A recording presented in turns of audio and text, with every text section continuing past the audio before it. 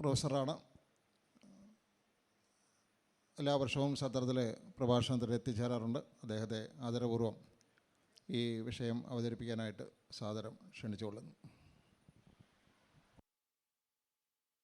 നാരായണ നാരായണ നാരായണ നാരായണ നാരായണ നാരായണ നാരായണ നാരായണ നാരായണ. ഹരേ രാമ രാമ രാമ ഹരേ ഹരേ, ഹരേ കൃഷ്ണ കൃഷ്ണ കൃഷ്ണ ഹരേ ഹരേ. സദാ സർവത്ര ഗോവിന്ദനാമസങ്കീർത്തനം. ഗോവിന്ദ ഗോവിന്ദ. ശ്രീഗുരോശ്ചരണാംഭോജം യസ്യാം ദിശി വിരാജത്തെ തസ്യൈ ദിശേ നമസ്കുർമഃ കായേന വചസാ ധിയാ. നമോ നമഃ ശ്രീഗുരുപാദുകാഭ്യാം, നമോ നമഃ ശ്രീഗുരുപാദുകാഭ്യാം, നമോ നമഃ ശ്രീഗുരുപാദുകാഭ്യാം. വന്ദേ നന്ദൗ്രജസ്ത്രീണാം പാദരേണുമഭീക്ഷ്ണശ യാസാം ഹരികഥോദ്ഗീതം പുനാതി ഭുവനത്രയം. ഗോപീചരണാരവിന്ദപരമാണവേ നമഃ. ശ്രീ രാധികായൈ നമഃ. രാധാരാസേശ്വരീ രാസവാസിനീ രസികേശ്വരി കൃഷ്ണപ്രാണാധികാ കൃഷ്ണപ്രിയാ ച കൃഷ്ണരൂപിണീ കൃഷ്ണവാമാംഗസംഭൂത പരമാനന്ദരൂപിണീ കൃഷ്ണ വൃന്ദാവനീ വൃന്ദാവന വിനോദിനീ ചന്ദ്രാവതി ചന്ദ്രകാന്ത ശരച്ചന്ദ്രനിഭാനന. ഓം ശ്രീരാധികായൈ നമഃ. ഓം ശ്രീരാധികായൈ നമഃ. ഓം ശ്രീരാധികായൈ നമഃ. ഗുരുവായൂരപ്പാ ശരണം, ഗുരുവായൂരപ്പാ ശരണം, ഗുരുവായൂരപ്പാ ശരണം. ഹരി ഓം.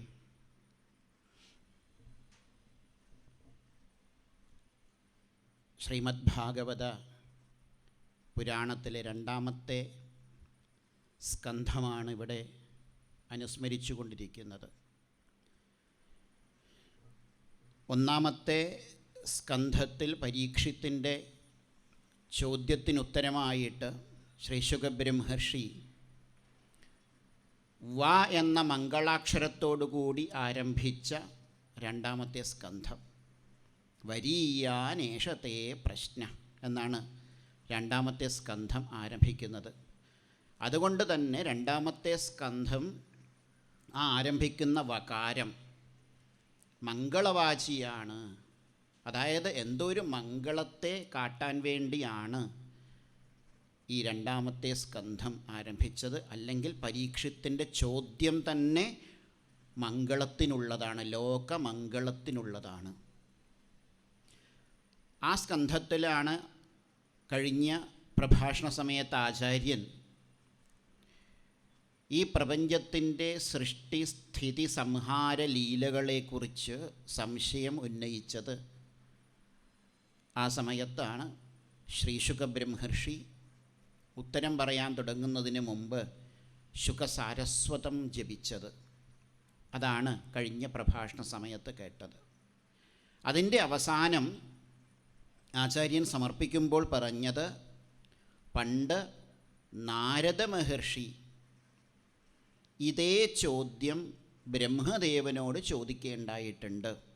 അല്ലെ, പ്രപഞ്ചത്തിൻ്റെ സൃഷ്ടിസ്ഥിതി സംഹാര ലീലകളെക്കുറിച്ച് നാരദർ ബ്രഹ്മദേവനോട് ചോദിച്ച സമയത്ത് ബ്രഹ്മദേവൻ അതിന് മറുപടി പറഞ്ഞിട്ടുണ്ട്.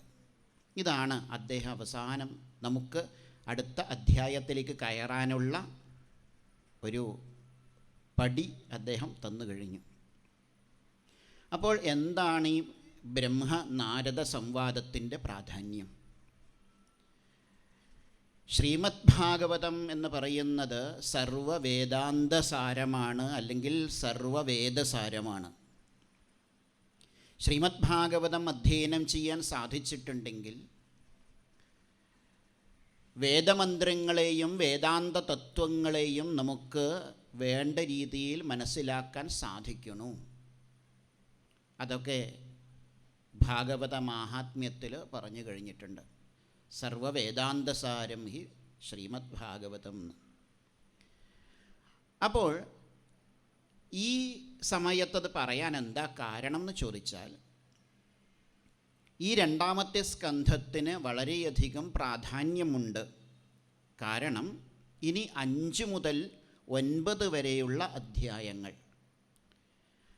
5, 6 അത് തത്വങ്ങളുടെ ചിന്തനം, 7-ാമത്തേത് ഭഗവാന്റെ അവതാരലീലകൾ, 8-ൽ വീണ്ടും ബ്രഹ്മദേവൻ്റെ തപസ്സിനെക്കുറിച്ചിട്ടുള്ള വർണ്ണനം, പിന്നീട് ചതുശ്ലോകി ഭാഗവതം.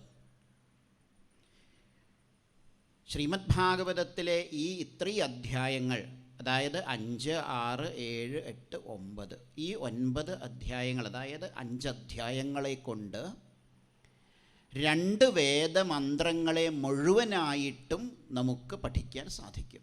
അല്ലെങ്കിൽ വേദമന്ത്രത്തിലെ ഏകദേശം മാത്രമേ നമുക്ക് ഭാഗവതത്തിൽ അവിടെ ഇവിടെയായിട്ട് കിട്ടുന്നുള്ളൂ. പക്ഷേ ഈ 5 അധ്യായങ്ങളിലൂടെ ഋഗ്വേദത്തിലെ പ്രസിദ്ധങ്ങളായിരിക്കുന്ന 2 മന്ത്രങ്ങൾ മുഴുവനായും, ഒന്ന് പുരുഷസൂക്തം, മറ്റൊന്ന് നാസദീയ സൂക്തം, ഇങ്ങനെ 2 മന്ത്രങ്ങളെ മുഴുവനായിട്ടും ഭാഗവതം നമുക്ക് പറഞ്ഞു തരുന്നു ഈ 2-ാമത്തെ സ്കന്ധത്തിൽ. അതിൽ എനിക്ക് തന്നിരിക്കുന്നത് 5, 6, 7. ഈ 5, 6 എന്ന് പറയുന്നത് പുരുഷസൂക്തമാണ് എന്ന് ആദ്യം ഉറപ്പിക്കുക. എന്നിട്ട് നമുക്ക് കടക്കാം. തത്വങ്ങളാണ് ധാരാളം പറയുന്നതെങ്കിലും നമുക്ക് അവസാനം ഇതെങ്ങനെയാണ് പുരുഷസൂക്തവുമായിട്ട് ചേർക്കുന്നത് എന്നാണ് ഞാൻ പറയാൻ ഉദ്ദേശിക്കുന്നത് ഈയൊരു പ്രഭാഷണ സമയത്ത്. ഇവിടെ 5-ാമത്തെ അധ്യായത്തിൽ ബ്രഹ്മനാരദ സംവാദ രീതിയിൽ തത്വങ്ങളെ പ്രതിപാദിക്കുന്നു. തത്വങ്ങളെ എങ്ങനെയാണ് സൃഷ്ടിയെ ചെയ്തിരിക്കുന്നത്, തത്വസൃഷ്ടിയാണ് 5-ാമത്തെ അധ്യായത്തിൽ. അതുകൂടാതെ ബ്രഹ്മാണ്ഡ സൃഷ്ടി, ഇങ്ങനെ 2 കാര്യങ്ങൾ 5-ാമത്തെ അധ്യായത്തിലും 6-ാമത്തെ അധ്യായത്തിൽ സൃഷ്ടി കഴിഞ്ഞതിന് ശേഷമുണ്ടായ വിരാട് പുരുഷ സ്വരൂപ വർണ്ണനം, ആ വിരാട് സ്വരൂപത്തിൽ നിന്നു ഈ പ്രപഞ്ചം എങ്ങനെ ഉണ്ടായി എന്ന് പറയുന്ന ഭാഗം. അത് കഴിഞ്ഞ് ആ ഭഗവാൻ തന്നെയാണ് എല്ലാം എന്ന് നമുക്ക് ബോധിപ്പിച്ചു തരുന്ന ഭാഗമാണ് 6. 7 എന്ന് പറയുന്നത് നമ്മൾ 1-ാമത്തെ അധ്യായത്തിൽ, 1-ാമത്തെ സ്കന്ധത്തിൽ കേട്ടു. 1-ാമത്തെ അധ്യായത്തിൽ ഭഗവാന്റെ അവതാരങ്ങളെക്കുറിച്ച് ചോദിച്ച സമയത്ത് ശൗനക മഹർഷി 3-ാമത്തെ അധ്യായത്തിൽ പറഞ്ഞു, അവതാരാഹി അസംഖ്യേയാഹ, ഭഗവാന്റെ അവതാരങ്ങളെ എണ്ണി തിട്ടപ്പെടുത്താൻ സാധ്യമല്ല. പക്ഷേ നാം എന്ത് ചെയ്യാറുണ്ട്? മത്സ്യം, കൂർമ്മം, വരാഹം എന്ന് പറഞ്ഞിട്ട് എണ്ണാറുണ്ട്, 10. പക്ഷേ ഈ 7-ാമത്തെ അധ്യായത്തിൽ അതിലുപരിയായിട്ടുള്ള ഭഗവാന്റെ അവതാരങ്ങളെക്കുറിച്ച് നമുക്ക് സൂചിപ്പിച്ചു തരുന്നു. ഇത്രയാണ് നമുക്ക് ചിന്തിക്കാനുള്ളത്. അപ്പോൾ കഴിഞ്ഞ അധ്യായത്തിൻ്റെ അവസാനം മുതൽ നമുക്ക് വീണ്ടും ആരംഭിക്കാം. നാരദ മഹർഷി സർവത്ര സഞ്ചരിക്കുന്ന ആളാണെന്ന് നമുക്കറിയാം. ഭഗവാന്റെ നാമവും ജപിച്ചുകൊണ്ട് ശ്രീരാമ, ഗോവിന്ദ, നാരായണ, മഹാദേവ എന്നിങ്ങനെ ജപിച്ചുകൊണ്ട് എപ്പോഴും അല്ലേ ശിവ എന്ന് ചൊല്ലിക്കൊണ്ട് നടക്കുന്ന ആളാണ് അല്ലേ. ശിവരാമ ഗോവിന്ദ നാരായണ മഹാദേവ കൃഷ്ണ ഹരേ, ഹരേ കൃഷ്ണ മഹാദേവ നാരായണ ഗോവിന്ദ രാമ ശിവ. ഇതാണ് നാരദ മഹർഷി ചൊല്ലാറെന്നാണ് പറയുന്നത്. അപ്പോൾ ഇങ്ങനെ ആ ബൃഹതി എന്ന് പറയുന്ന വീണ മീട്ടിക്കൊണ്ട് ലോകം മുഴുവൻ സഞ്ചരിക്കുന്ന നാരദ മഹർഷി ഒരു ദിവസം ബ്രഹ്മദേവൻ്റെ സവിധത്തിലെത്തി, സത്യലോകത്തെത്തി. അവിടെ സത്യലോകത്തെത്തിയ സമയത്ത് ബ്രഹ്മദേവൻ തപസ്സിലിരിക്കണു. അപ്പോൾ തപസ്സിലിരിക്കുന്നുണ്ടെങ്കിൽ അതിൻ്റെ അർത്ഥം ബ്രഹ്മദേവൻ ആരെയോ ഉപാസിക്കുന്നുണ്ട് അല്ലേ? നാം ഒക്കെ തപസ് ചെയ്യുന്നുണ്ടെങ്കിൽ, നാം ജപിക്കുന്നുണ്ടെങ്കിൽ നമ്മളെക്കാൾ ഉയർന്ന ആരെയോ ആണ് നമ്മൾ ജപിക്കുന്നത്, തപസ് ചെയ്യുന്നത്. അതുപോലെ ബ്രഹ്മദേവനും ഇവിടെ എന്ത് ചെയ്തിരിക്കുന്നു? ബ്രഹ്മദേവൻ തപസ് ചെയ്യുന്നു. അപ്പോൾ തപസ് ചെയ്യുന്ന സമയത്ത് നാരദ മഹർഷിക്കാകെ സംശയം ഉണ്ടാവുകയാണ്. ആ സംശയമാണ് നാരദർ ആദ്യം തന്നെ ബ്രഹ്മദേവനോട് ചോദിക്കുന്നത്.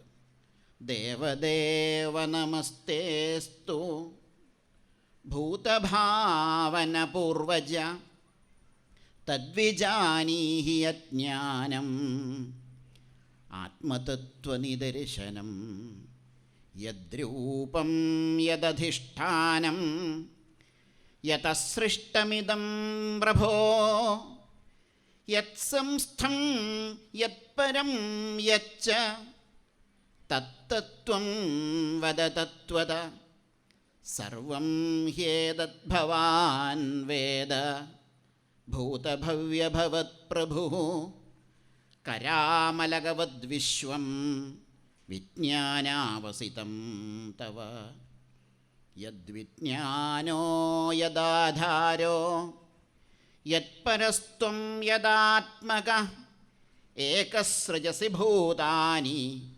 ഭൂതൈരേവാത്മമായയാ ആത്മൻ ഭാവയസേ താനി ന പരാഭാവയൻ സ്വയം ആത്മശക്തിമവഷ്ടഭ്യ ഊർണനാഭിരിവാക്ലമ നാഹം വേദ പരം ഹ്യസ്മിന്നാപരം ന സമം വിഭോ നാമരൂപൈർഗുണൈർഭാവ്യം സദസത്കിഞ്ചിദന്യത സ ഭവാൻ അചരദ്ഘോരം യത്തപസ്സു സമാഹിത തേന ഖേദയസേനസ്ത്വം പരാശങ്കാം പ്രയച്ഛസി ഏതന്മേ പൃച്ഛതഃ സർവം സർവജ്ഞ സകലേശ്വര വിജാനീഹി യഥൈവേദമഹം ബുദ്ധ്യേനുശാസിത. ഇത്രയും ആണ് നാരദ മഹർഷി ചോദിച്ച ചോദ്യങ്ങൾ. 8 ശ്ലോകങ്ങളിലായിട്ടാണ് ഈ ചോദ്യം പടർന്നു കിടക്കുന്നത്.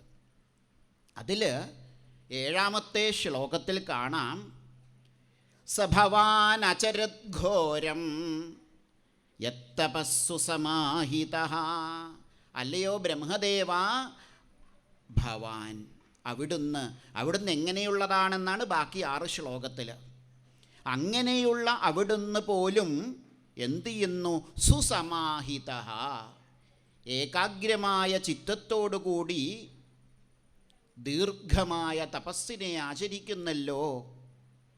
അങ്ങനെയുള്ള ആ ആചരണം കാണുന്ന സമയത്ത് ഖേദയസേ, എനിക്ക് ആകെ ഇപ്പോഴ് ഒരുതരം ഖേദമുണ്ടാക്കണു.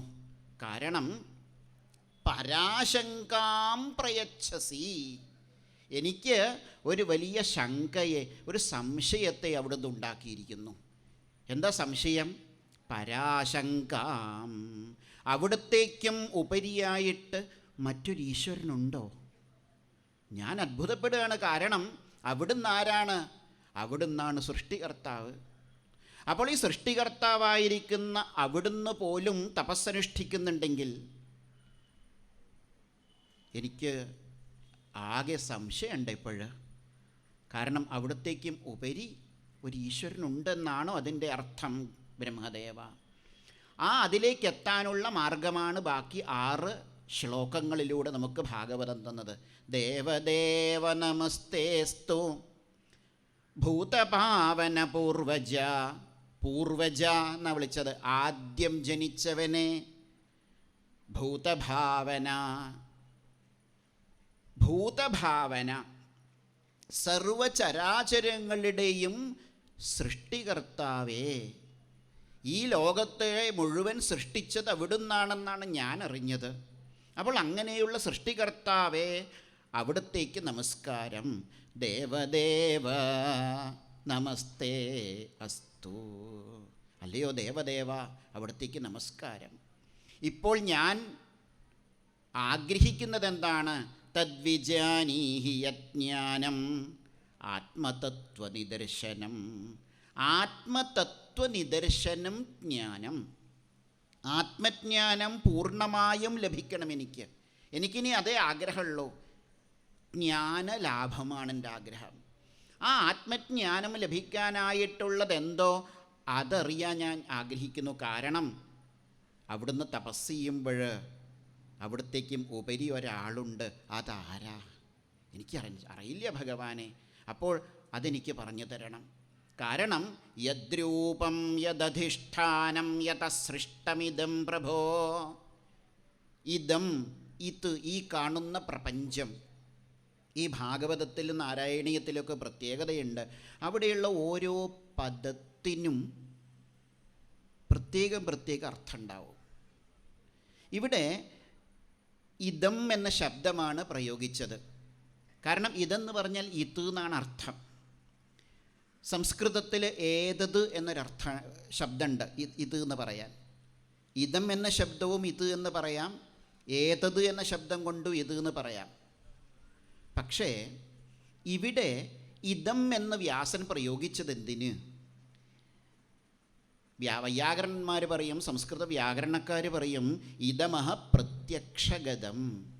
കാണുന്നതിനെ സൂചിപ്പിക്കാനാണ് ഇതം എന്ന ശബ്ദം പ്രയോഗിക്കുക. അപ്പോൾ ഈ പ്രപഞ്ചം നമ്മൾ കാണുന്നുണ്ട്. അതുകൊണ്ടാണ് വ്യാസഭഗവാൻ ഏതതെന്ന് പ്രയോഗിക്കാതെ ഇതം വിശ്വം എന്ന് പറഞ്ഞത്. ഈ പ്രപഞ്ചം. അതാണ് വ്യാസഭഗവാന്റെ ഓരോ പദത്തിനും അർത്ഥമുണ്ട്. എന്നാൽ നാരായണീയത്തിൽ 95 ദശകത്തിൻ്റെ അവസാനത്തെ ശ്ലോകത്തിൽ ഏതത് എന്ന പ്രയോഗം. എന്തിനാ ഗുരുവായൂരപ്പൻ്റെ മുമ്പിൽ പോയിട്ട് മേൽപ്പുത്തൂരു ഏതത് എന്ന് പറഞ്ഞത്? അതിൻ്റെ അർത്ഥം ഒന്നും കൂടി കൂടുതലാണ്. സമീപതരവർത്തി, ഏറ്റവും അടുത്ത് നിൽക്കുന്ന ഒന്നിനെ പറയാനാണ് ഏതതെന്ന് പറയുന്നത്. അപ്പോൾ ആലോചിച്ച് നോക്കൂ, 100ാമത്തെ ദശകന്ത അഗ്രേ പശ്യാമി. ഭഗവാൻ മുമ്പിൽ വന്ന് നിൽക്കുകയാണ്, സമീപത്ത് നിൽക്കുകയാണ് മേൽപ്പത്തൂരിൻ്റെ. അപ്പോൾ അതുകൊണ്ടാണ് ഏതത് എന്ന് അവിടെ പ്രയോഗിച്ചത്. ഇതൊക്കെയാണ് നമ്മുടെ വൈയാകരണന്മാർ അല്ലെങ്കിൽ കവീശ്വരന്മാരുടെ മഹത്വം. ഓരോ പദവും പ്രയോഗിക്കുമ്പോൾ അറിഞ്ഞ് പ്രയോഗിക്കും. അതാണ് ഇവിടെ ഇതം എന്ന പ്രയോഗം. ഈ കാണുന്ന പ്രപഞ്ചം യതഃ, യാതൊന്നിൽ നിന്നാണ് സൃഷ്ടിക്കപ്പെട്ടത്. ഈ കാണുന്നതൊക്കെ എവിടുന്നാണ് സൃഷ്ടിക്കപ്പെട്ടത്? മാത്രമല്ല, ഇതാരാ രൂപം കൊടുത്തത്? ഈ കാണുന്ന രീതിയിൽ പ്രപഞ്ചത്തിന് രൂപം കൊടുത്തതാരാണ്? യദധിഷ്ഠാനം, എന്തിനെ ആശ്രയിച്ചാണ് ഈ പ്രപഞ്ചം നിലനിൽക്കുന്നത്? യത് സംസ്ഥം, എന്തിലാണ് ഈ പ്രപഞ്ചം അവസാനം ലയിക്കുന്നത്? യാതൊന്നിന് അധീനമാണ് ഈ പ്രപഞ്ചം. അപ്പോൾ ഈ പ്രപഞ്ചത്തിൻ്റെ സൃഷ്ടി സ്ഥിതി സംഹാരത്തെക്കുറിച്ച്, ഈ പ്രപഞ്ചത്തിൻ്റെ നാഥനായിരിക്കുന്ന യാതൊരാളുണ്ടോ അവനെക്കുറിച്ച് എനിക്ക് വദ, പറഞ്ഞു തരണേ. അതാണ് തത്വതഃ വദ എന്ന് പറഞ്ഞ്, യഥാർത്ഥമായിട്ടുള്ള കാര്യം എനിക്ക് പറഞ്ഞു തരണം. കാരണം സർവം ഹ്യേതത് ഭവാൻ വേദ ഭൂതഭവ്യ ഭവത് പ്രഭു. ഉണ്ടായതിൻ്റെയും ഉണ്ടായിക്കൊണ്ടിരിക്കുന്നതിൻ്റെയും ഇനി വരാനുള്ളതിൻ്റെയും പ്രഭുവാണ് ബ്രഹ്മദേവൻ. ബ്രഹ്മദേവനാണ് സർവ്വതിൻ്റെയും പ്രഭു എന്നാണ് ഇപ്പോൾ നാരദ മഹർഷി പറയുന്നത്. ഉണ്ടായതിൻ്റെ പ്രഭുവും അവിടുന്നതാണ്. ഇപ്പോൾ ഉണ്ടായിക്കൊണ്ടിരിക്കുന്ന വർത്തമാനകാലത്തിൽ ഉണ്ടാവുന്നതിൻ്റെ പ്രഭു അവൻ തന്നെയാണ്, ബ്രഹ്മദേവൻ തന്നെയാണ്. ഇനി വരാൻ പോകുന്നതിൻ്റെ പ്രഭുവും ബ്രഹ്മദേവ അവിടുന്നല്ലേ. അപ്പോൾ അങ്ങനെയുള്ള അവിടുന്ന് സർവം വേദ, അവിടത്തേക്ക് എല്ലാം അറിയുള്ളൂ. അതുകൊണ്ട് അങ്ങയുടെ കയ്യിൽ കരാമലകവത് വിശ്വം, ഈ വിശ്വം തന്നെ എങ്ങനെയാണെന്ന് ചോദിച്ചാൽ കരാമലകവത് എന്ന് പറഞ്ഞാൽ ഉള്ളം കയ്യിലെ നെല്ലിക്ക. അപ്പോൾ ബ്രഹ്മദേവൻ്റെ ഉള്ളം കയ്യിലെ നെല്ലിക്ക പോലെയാണ് ഈ പ്രപഞ്ചമേ, വിശ്വം മുഴുവൻ. അതുകൊണ്ട് സർവ്വതും അറിയുന്നത് ബ്രഹ്മദേവ അവിടുന്നല്ലേ. അതുകൊണ്ട് എനിക്ക് പറഞ്ഞു തരണം. മാത്രമല്ല, യദ്വിജ്ഞാനോ യദാധാരോ യത്പരസ്ത്വം യദാത്മക ഏകസൃജസി ഭൂതാനി ഭൂതൈരേവാത്മമായയാ. അവിടുന്ന് എന്താ ചെയ്യുന്നത്? ഏകഹ, അവിടുന്ന് ഒന്നേ ഉള്ളൂ. ഈ ഒന്നായ അവിടുന്ന് ആത്മമായയാ, അവിടുത്തെ മായാശക്തിയെ സ്വീകരിച്ചുകൊണ്ട് ഭൂതൈഹി, പഞ്ചഭൂതങ്ങളെ കൊണ്ട് ഈ ഭൂതാനി, ഈ കാണുന്ന ചരാചര വസ്തുക്കളെ മുഴുവൻ എന്ത് ചെയ്യുന്നു? സൃജസി, അവിടുന്ന് സൃഷ്ടിക്കണു. അതുകൊണ്ട് ഈ സൃഷ്ടിക്കാനുള്ള അറിവ് എവിടുന്നാണ് കിട്ടിയത്? അവിടുന്ന് സൃഷ്ടിദേവൻ ഇപ്പോൾ സൃഷ്ടി ചെയ്യുന്നുണ്ട് നമുക്കറിയാം. പക്ഷേ യത് വിജ്ഞാനഃ, ഈ സൃഷ്ടിക്കാനുള്ള അറിവ് അവിടത്തേക്ക് എവിടുന്നാണ് കിട്ടിയത് ബ്രഹ്മദേവ? എന്തേ കാരണം ചോദിക്കാൻ? യദാധാരഃ യത്പരഃ, അവിടുത്തേക്ക് ആരാ ആധാരം? അവിടുത്തേക്ക് ആശ്രയമായിട്ട് ആരാ ഉള്ളത്? യത്പരഃ, ആരാണ് അവിടുത്തേക്ക് മുകളിലുള്ളത്? ഇതൊക്കെയാണ് നാരദ മഹർഷി ചോദിക്കുന്നത്. കാരണം നാരദർ പറയുന്നത് ബ്രഹ്മദേവൻ തൻ്റെ ശക്തിയെ സ്വീകരിച്ചുകൊണ്ട് ഈ പ്രപഞ്ചത്തെ സൃഷ്ടിച്ചതിൽ കുടികൊള്ളുന്നു എന്നാണ് നാരദരെ കണ്ടെത്തിയത്. അതാണ് ഇവിടുത്തെ പ്രത്യേകത. ഊർണനാഭിരിവ എന്ന് പറയുന്നുണ്ട്, എട്ടുകാലിയെ പോലെ. അപ്പോൾ ബ്രഹ്മദേവനാണ് ഈ പ്രപഞ്ചത്തെ സൃഷ്ടിച്ചതെന്നും ആ പ്രപഞ്ചത്തെ സ്ഥിതി ചെയ്യുന്ന ബ്രഹ്മദേവനാണെന്നുമാണ് നാരദരുടെ കണ്ടെത്തൽ. എന്നിട്ട് പറയുന്നു, നാഹം വേദ പരം ഹ്യസ്മിന്നാപരം ന സമം വിഭോ നാമരൂപഗുണൈർഭാവ്യം സദസത്കിഞ്ചിതന്യത. ഈ പ്രപഞ്ചത്തിൻ്റെ പ്രത്യേകത എന്താണെന്ന് ചോദിച്ചാൽ, ഈ പ്രപഞ്ചത്തിൽ പലതരം വസ്തുക്കളെ കാണാൻ സാധിക്കും. അതായത് ഉത്തമങ്ങളായ വസ്തുക്കളെ നമുക്ക് കാണാൻ സാധിക്കുന്നുണ്ട്, മധ്യമങ്ങളായ വസ്തുക്കളെ കാണാൻ സാധിക്കുന്നുണ്ട്, അല്ലെങ്കിൽ അധമങ്ങളായിരിക്കുന്ന വസ്തുക്കളെ കാണാൻ സാധിക്കുന്നുണ്ട്. ഇവയ്ക്കൊക്കെ പേരുണ്ട്, ഇവയ്ക്കൊക്കെ രൂപമുണ്ട്, അല്ലേ? നാമരൂപങ്ങളുണ്ട് എല്ലാ വസ്തുക്കൾക്കും. അപ്പോൾ ഇങ്ങനെയുള്ള ഈ നാമരൂപങ്ങളൊക്കെ, ഈ വസ്തുക്കളൊക്കെ അങ്ങയിൽ നിന്നല്ലേ ഉണ്ടായത്? അപ്പോൾ അവിടുന്നല്ലേ ഏറ്റവും ശ്രേഷ്ഠൻ ബ്രഹ്മദേവ? പക്ഷേ അങ്ങനെയുള്ള അവിടുന്ന് പോലും ഇപ്പോൾ തപസ് ചെയ്യുക. അപ്പോൾ ഇങ്ങനെ ബ്രഹ്മദേവൻ തപസ് ചെയ്യുന്ന കണ്ടപ്പോഴാണ് നാരദർക്ക് സംശയം വന്നത്. ഇതെന്താ ഇങ്ങനെ? അങ്ങും തപസ് ചെയ്യുന്നുണ്ടെങ്കിൽ അതിൻ്റെ അർത്ഥം അവിടത്തേക്ക് ഉപരിയായിട്ട് ഒരാളുണ്ട് എന്നല്ലേ എന്ന് ചോദിച്ചപ്പോൾ ബ്രഹ്മദേവൻ പറഞ്ഞു, ഉണ്ണി, അവിടുത്തെ ചോദ്യം നന്നായിട്ടുണ്ട്. സമ്യക് കാരുണികസ്യേദം വത്സതേ വിചികിത്സിതം. കാരുണികസ്യ, ആ നാരദ മഹർഷിക്ക് കൊടുത്ത വിശേഷണം നോക്കൂ. കരുണയോടുകൂടിയവനാണ് അദ്ദേഹം. ഈ ലോകത്തിന് നന്മ വരണമെന്നാഗ്രഹിക്കുന്ന ആ നാരദ മഹർഷിയുടെ ചോദ്യം അതാണ്, അങ്ങ് കരുണയോട് കൂടിയവനാണ് നാരദ മഹർഷി. അങ്ങനെയുള്ള ഈ ചോദ്യം നന്നായിട്ടുണ്ട്. എന്തേ കാരണം ചോദിച്ചാൽ, പരധർമ്മ പ്രദർശനേ ചോദിത. മറ്റൊരാളുടെ ധർമ്മം, അതായത് അങ്ങ് ചോദിച്ചില്ലേ നാരദരെ, എന്നേക്കാൾ മുകളിലൊരാളുണ്ടോയെന്ന്? ഉണ്ട്. ആ ഭഗവാന്റെ വൈഭവത്തെ പറയാൻ വേണ്ടി നീ എന്നെ പ്രേരിപ്പിച്ചില്ലേ നാരദരെ? അപ്പോൾ നാരദരുടെ ഈ ചോദ്യം കൊണ്ടാണ് ബ്രഹ്മദേവൻ എന്ത് ചെയ്യാൻ സാധിച്ചത്? ഗുരുവായൂരപ്പൻ്റെ ലീലകളെ പറയാൻ സാധിച്ചത്. അതുകൊണ്ട് ആ പരധർമ്മ പ്രദർശനത്തിൽ നീ എന്നെ പ്രചോദിപ്പിച്ചില്ലേ നാരദരെ? അതുകൊണ്ട് എനിക്ക് വളരെ സന്തോഷമായി. നിൻ്റെ സംശയമൊക്കെ വളരെ നന്നായിട്ടുണ്ട്. പക്ഷേ അവിടുന്ന് ഒന്നും ധരിച്ചിട്ടില്ല. അവിടുന്ന് ഇപ്പോൾ എന്തേ പറഞ്ഞത്? സൃഷ്ടികർത്താവായ നീയാണ് കേമൻ എന്നല്ലേ എന്നോട് പറഞ്ഞത്? അതെ. എന്നാൽ അതിൽ തെറ്റൊന്നുമില്ല. നിനക്ക് ശരിയായ അറിവ് കിട്ടാത്തത് കൊണ്ടാണ് നിൻ്റെ ചോദ്യം. അതെന്താ ഈ ശരിയായ അറിവെന്ന് പറഞ്ഞാൽ? ആ നാരദരെ, എന്നേക്കാൾ മുകളിലൊരാളുണ്ട്. അദ്ദേഹത്തിൻ്റെ മഹത്വം അറിഞ്ഞാൽ നീ ചോദ്യം ചോദിക്കില്ലായിരുന്നു. എന്ത് ചോദ്യം? അവിടുന്നല്ലേ സൃഷ്ടികർത്താവ്, അവിടുന്നല്ലേ കേമൻ. ഈ ചോദ്യം അവിടുന്ന് ചോദിച്ചത് നന്നായിട്ടുണ്ട്. കാരണം അവിടുത്തേക്ക് അറിവില്ലായ്മ കൊണ്ട് ചോദിച്ചതാ.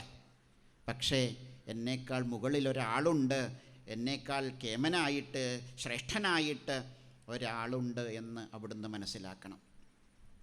കാരണം ആ ഭഗവാൻ പ്രകാശിപ്പിച്ച വസ്തുക്കളെ സൂര്യനെ പോലെ, ചന്ദ്രനെ പോലെ, നക്ഷത്രങ്ങളെ പോലെ ഞാൻ പ്രകാശിപ്പിക്കുന്നു, സൃഷ്ടിക്കുന്നു മാത്രം തന്നെയുള്ളൂ. സൃഷ്ടികർത്താവ് ഞാനല്ല നാരദരെ. ഏന സ്വരോജിഷാ വിശ്വം രോചിതം രോചയാമ്യഹം യഥാർക്കോ നിർയഥാ സോമോ യഥർക്ഷഗ്രഹതാരകാഃ. ഏന സ്വരോജിഷാ വിശ്വം. സ്വരോജിഷാ ഏന. സ്വരോജിഷ എന്നത് ഇവിടെ ഈ പദം പല സ്ഥലങ്ങളിൽ ഭാഗത്തിൽ കാണാം. ഒന്നാമത്തെ മന്ത്രത്തിൽ കാണാം സ്വരാട്ട്, സ്വയം പ്രകാശസ്വരൂപി. അപ്പോൾ സ്വയം പ്രകാശസ്വരൂപിയാണ് ഭഗവാൻ. തമേവ ഭാന്തമനുഭാതി സർവം തസ്യ ഭാസ സർവമിദം വിഭാതി. ഉപനിഷത്ത് പറയും തസ്യ ഭാസ സർവമിദം വിഭാതി. നാം വിളക്കുകൊളുത്തുമ്പോൾ ചൊല്ലുന്ന മന്ത്രം ഇതാണ്. തസ്യ ഭാസ, അവൻ്റെ ശോഭ കൊണ്ടാണ് ഈ പ്രപഞ്ചം മുഴുവൻ ശോഭിക്കുന്നത്. തമേവ ഭാന്തം അനുഭാതി സർവം. ശോഭിച്ചു കൊണ്ടിരിക്കുന്ന, പ്രകാശിച്ചു കൊണ്ടിരിക്കുന്ന അവനെയാണ് എല്ലാം പിന്തുടരുന്നത്. അപ്പോൾ ഭഗവാൻ സ്വയം പ്രകാശസ്വരൂപിയാണ്. അതുകൊണ്ടാണല്ലോ ഗോപികമാർ ഭഗവാനിൽ നിന്നും വെണ്ണയെ അല്ലെങ്കിൽ തൈരിനെ മറച്ചു പിടിക്കാൻ വേണ്ടി ഇരുട്ടുമുറിയിൽ ഇതൊക്കെ കൊണ്ടുവച്ചത്. എന്നിട്ടല്ലേ ഒരു ഗോപിക ഓടി വന്ന് യശോദാമ്മയോട് പറഞ്ഞത് സ്വാംഗമർത്ഥപ്രദീപ. അങ്ങനെ നീല വെളിച്ചമാണ് ആ ഭഗവാന്റെ ശരീരത്തിൽ നിന്ന് പുറത്തേക്ക് വന്നത് എന്ന് പറയുന്നുണ്ടല്ലോ. അതാണ് സ്വരോചിഷ. അപ്പോൾ സ്വയം പ്രകാശസ്വരൂപിയായിരിക്കുന്ന ആ ഭഗവാൻ ഈ പ്രപഞ്ചത്തെ മുഴുവൻ പ്രകാശിപ്പിച്ചിട്ടുണ്ട്. അദ്ദേഹം സൃഷ്ടിച്ച് വെച്ചിട്ടുണ്ട് മനസ്സിൽ. അതിന് ഞാൻ സൃഷ്ടിച്ചു എന്ന് മാത്രമേ ഉള്ളൂ. ഭഗവാന്റെ ഇച്ഛയനുസരിച്ച് ഞാൻ സൃഷ്ടിയെ ചെയ്തു എന്ന് മാത്രമേ ഉള്ളൂ. ഏതുപോലെ? സൂര്യനെ പോലെ, ചന്ദ്രനെ പോലെ, നക്ഷത്രങ്ങളെ പോലെ ഞാൻ കേവലം ഈ പ്രപഞ്ചത്തെ പ്രകാശിപ്പിച്ചു. അതുണ്ടായിരുന്നു ഇവിടെ, ഭഗവാന്റെ ഇച്ഛയിലുണ്ടായിരുന്നു, ഭഗവാന്റെ അനുഗ്രഹത്തിൽ അതുണ്ടായിരുന്നു ഈ പ്രപഞ്ചം. അതുകൊണ്ട് സൃഷ്ടികർത്താവ് ഞാനല്ല. അതുകൊണ്ടാണ് ജന്മാദ്യസ്യ യതഃ എന്ന ഭാഗവതത്തിലെ ആദ്യത്തെ മന്ത്രം. തുടക്കം എങ്ങനെയല്ലേ? ജന്മാദ്യസ്യ യതഃ. ബ്രഹ്മസൂത്രത്തിലെ രണ്ടാമത്തെ സൂത്രം വ്യാസൻ്റെ. അഥാതോ ബ്രഹ്മജിജ്ഞാസ ജന്മാദ്യസ്യ യതഃ. അതായത് സൃഷ്ടി, സ്ഥിതി, സംഹാരങ്ങൾ യാതൊന്നിൽ നിന്നോ അത്. അപ്പോൾ ഭഗവാനിൽ നിന്നാണ് സൃഷ്ടി എന്നിവിടെ ഉറപ്പിച്ചു. ഞാൻ മുമ്പ് ഇവിടെ തന്നെ കഴിഞ്ഞ ഗുരുവായൂർ പ്രഭാഷണത്തിനും പറയേണ്ടായിട്ടുണ്ട്. ശ്രീ വിഷ്ണു സഹസ്രനാമത്തിൽ 2 പേരുകളെക്കുറിച്ച്, ഭൂതകൃത്, ഭൂതഭൃത്. ഈ 2 നാമങ്ങളെ കൊണ്ട് 3 ദേവന്മാരെയാണ് വിഷ്ണു സഹസ്രനാമത്തിൽ സൂചിപ്പിച്ചിരിക്കുന്നത്. ഭൂതകൃത് എന്നത് 2 വിഗ്രഹം 2 തരത്തിലാണ്. തന്നെ ആചാര്യസ്വാമികൾ, ശങ്കരാചാര്യർ വ്യാഖ്യാനിച്ചിരിക്കുന്നത് ഭൂതാനി കരോതി ഇതി ഭൂതകൃത്. ഈ പ്രപഞ്ചത്തിലെ സർവ്വതിനെയും കരോതി, സൃഷ്ടിക്കുന്നവൻ. എങ്ങനെ? രജോ ഗുണസ്വരൂപിയായിട്ട് ബ്രഹ്മദേവനായിട്ട് ഈ പ്രപഞ്ചത്തിലെ സർവ്വതിനെയും സൃഷ്ടിക്കുന്നവൻ ഭൂതകൃത്ത് ഒരർത്ഥം. അതേ ശബ്ദത്തിന് മറ്റൊരർത്ഥം ഭൂതാനി കൃന്തതി ഇതി ഭൂതകൃത്ത്. ഭൂതങ്ങളെ മുഴുവൻ ലയിപ്പിക്കുന്നവൻ, തമോ ഗുണസ്വരൂപിയായ ഭഗവാനായിട്ട്, ശ്രീ പരമേശ്വരനായിട്ട്, രുദ്രനായിട്ട് തന്നിലേക്ക് ലയിപ്പിക്കവൻ ഭൂതകൃത്ത്. അപ്പോൾ ഭൂതകൃത്ത് എന്ന ശബ്ദത്തിന് 2 അർത്ഥം. ബ്രഹ്മദേവനെന്നും അർത്ഥമുണ്ട്, ശിവനെന്നും അർത്ഥമുണ്ട്. ഇനി അടുത്തത് ഭൂതഭൃത്. ഭൂതാനി ബിഭർത്തി ഇതി ഭൂതഭൃത്. ഈ പ്രപഞ്ചത്തിലെ സർവ്വതിനെയും സംരക്ഷിക്കുന്നവൻ, സൃഷ്ടി സ്ഥിതി, അതായത് സാത്വിക സ്വഭാവിയായിരിക്കുന്ന ഭഗവാൻ വിഷ്ണു. അപ്പോൾ വിഷ്ണു സഹസ്രനാമത്തിലെ 2 നാമങ്ങളെ കൊണ്ട് ഭഗവാന്റെ സൃഷ്ടിസ്ഥിതി സംഹാര ആ ശക്തിയെ പ്രകാശിപ്പിക്കുന്നുണ്ട്. അതുകൊണ്ടത് സർവ്വതും ഭഗവാൻ തന്നെയാണ്, സൃഷ്ടിയും സ്ഥിതിയും സംഹാരവും. അതുകൊണ്ടാണ് ഇവിടെ ബ്രഹ്മദേവൻ പറഞ്ഞത് ഭഗവാൻ സൃഷ്ടിച്ചതിനെ ഞാൻ പ്രകാശിപ്പിച്ചു എന്ന് മാത്രം തന്നെയുള്ളൂ. ആ മായാശക്തിയെക്കുറിച്ച് നീ പറഞ്ഞല്ലോ, അങ്ങയുടെ മായാശക്തി എന്നല്ലേ പറഞ്ഞത്. അല്ലയോ നാരദരെ, ആ മായാശക്തിക്ക് ഭഗവാന്റെ മുമ്പിൽ നിൽക്കാൻ കൂടെ സാധിക്കില്ല. അപ്പോൾ ഭഗവാന്റെ മുമ്പിൽ നിൽക്കാൻ പോലും ധൈര്യമില്ല മായാശക്തിക്ക്. വിലജ്ജമാനയായസ്യ സ്ഥാതുമീക്ഷാപധേമുയ വിമോഹിതാ വികഥന്തേ മമാഹമിതി ദുർധിയ. അങ്ങനെ ആ മായാശക്തിക്ക് ഭഗവാന്റെ മുമ്പിൽ നിൽക്കാൻ പോലും കഴിവില്ല നാരദരെ. എന്നിട്ടും എല്ലാവരും എന്തു പറയും? സൃഷ്ടികർത്താവ് ബ്രഹ്മദേവനാണ് എന്ന് പറയും. രാമായണത്തിൽ സീതാദേവി ഇതേ തത്വം ഹനുമാൻ സ്വാമിക്ക് പറഞ്ഞു കൊടുക്കുന്നുണ്ട്. അധ്യാത്മരാമായണ സംസ്കൃതവും മലയാളവും ഉണ്ടല്ലോ. അതിൽ രണ്ടിലും സീതാദേവി ഹനുമാൻ സ്വാമിക്ക് രാമതത്വം പറയുമ്പോൾ പറയുന്നുണ്ടത്. ആ രാമൻ്റെ ചൈതന്യം കൊണ്ടാണ് ഈ പ്രപഞ്ചം പ്രകാശിക്കുന്നത്. പക്ഷേ എല്ലാവരും എന്നെ പറയുന്നതിൽ തസ്മിൻ ആരോപ്യതേ ബുധൈഹി എന്ന് പറയും. അതായത് വളരെ ശ്രദ്ധിക്കണം, പ്രകൃതിയാണ് സൃഷ്ടിക്കുന്നത്, മായയാണ് സൃഷ്ടിക്കുന്നത്. പക്ഷേ ഭഗവാന്റെ സഹായമില്ലെങ്കിൽ മായാശക്തിക്ക് പ്രവർത്തിക്കാൻ സാധ്യമല്ല. രണ്ടും ശ്രദ്ധിക്കണം. ഈ ലോകം സൃഷ്ടിക്കുന്നത് മായയാണ്, പക്ഷേ ഭഗവാന്റെ സാക്ഷി ചൈതന്യമില്ലെങ്കിൽ മായയ്ക്ക് പ്രവർത്തിക്കാൻ സാധ്യമല്ല. അപ്പോൾ എല്ലാവരും ആ സൃഷ്ടികർത്താവ് ഏതെന്ന് ചോദിച്ചാൽ വളരെ ശ്രദ്ധിക്കണം. വേദാന്ത തത്വപ്രകാരം നിർവികാരമായിരിക്കുന്ന തത്വമാണ് സൃഷ്ടിയെ ചെയ്യുന്നത് എന്ന് പറയുമ്പോൾ ചെറിയൊരു സംശയം നമുക്ക് തോന്നാം. അതിനുശേഷം ആ വേദാന്ത തത്വം പ്രതിപാദിക്കുമ്പോൾ ഹിരണ്യഗർഭനെയൊക്കെ പിന്നീട് പറഞ്ഞു വരും. ആ ഹിരണ്യഗർഭ തത്വത്തെയാണ് നമ്മളിപ്പോൾ പറയാൻ പോകുന്നത്. വളരെ ശ്രദ്ധിച്ചാലേ ആ ഭാഗത്ത് കിട്ടുള്ളൂ. അപ്പോൾ ഇവിടെ ആ ഭഗവാനെയാണ് നമ്മളിവിടെ സൃഷ്ടികർത്താവായിട്ട് കാണുന്നത് എന്ന് ബ്രഹ്മദേവൻ പറഞ്ഞു വെച്ചിട്ടുണ്ട്. അതുകൊണ്ട് ഭഗവാനെ നമസ്കരിച്ചു. തസ്മൈ നമോ ഭഗവതേ വാസുദേവായ ധീമഹി യന്മായയാ ദുർജയയാ മാം ബ്രുവന്തി ജഗദ്ഗുരും. തസ്മൈ നമോ ഭഗവതേ വാസുദേവായ ധീമഹി. വാസുദേവായ, വാസുശ്ചാസൗ ദേവശ്ച വാസുദേവ എന്ന് വിഷ്ണു സഹസ്രനാമത്തിൻ്റെ വ്യാഖ്യാനം. അതായത് സർവ്വതിലും നിറഞ്ഞു നിൽക്കുന്ന, സർവ്വതിലും പ്രകാശസ്വരൂപിയായിരിക്കുന്ന ചൈതന്യമാണ് വാസുദേവൻ. അപ്പം നമ്മളിലൊക്കെ നിറഞ്ഞു നിൽക്കുന്ന ചൈതന്യമാണ് വാസുദേവൻ. നമ്മളുടെയൊക്കെ ഉള്ളിൽ ഏതൊരു ചൈതന്യമാണോ ഉള്ളത് നമ്മൾ പറയാറുണ്ട്, ആ ഈശ്വര ചൈതന്യമാണ് വാസുദേവൻ. അപ്പോൾ ഭഗവാൻ വേറെ എവിടെയോ അല്ല, വാസുദേവായ നമ്മുടെ ഉള്ളിൽ നിറഞ്ഞു നിൽക്കുന്നു ആ ലോകനാഥനായിരിക്കുന്ന ഗുരുവായൂരപ്പൻ. അപ്പോൾ അങ്ങനെയുള്ള ആ ഭഗവാനെയാണ് ഇവിടെ നമസ്കരിക്കുന്നത്. അങ്ങനെയുള്ള ആ ഭാഗം പറഞ്ഞതിന് ശേഷം പറഞ്ഞു, നാരദരെ എല്ലാം നാരായണനെ ആശ്രയിച്ചിരിക്കുന്നു എന്ന് അവിടെ നിന്ന് മനസ്സിലാക്കുക.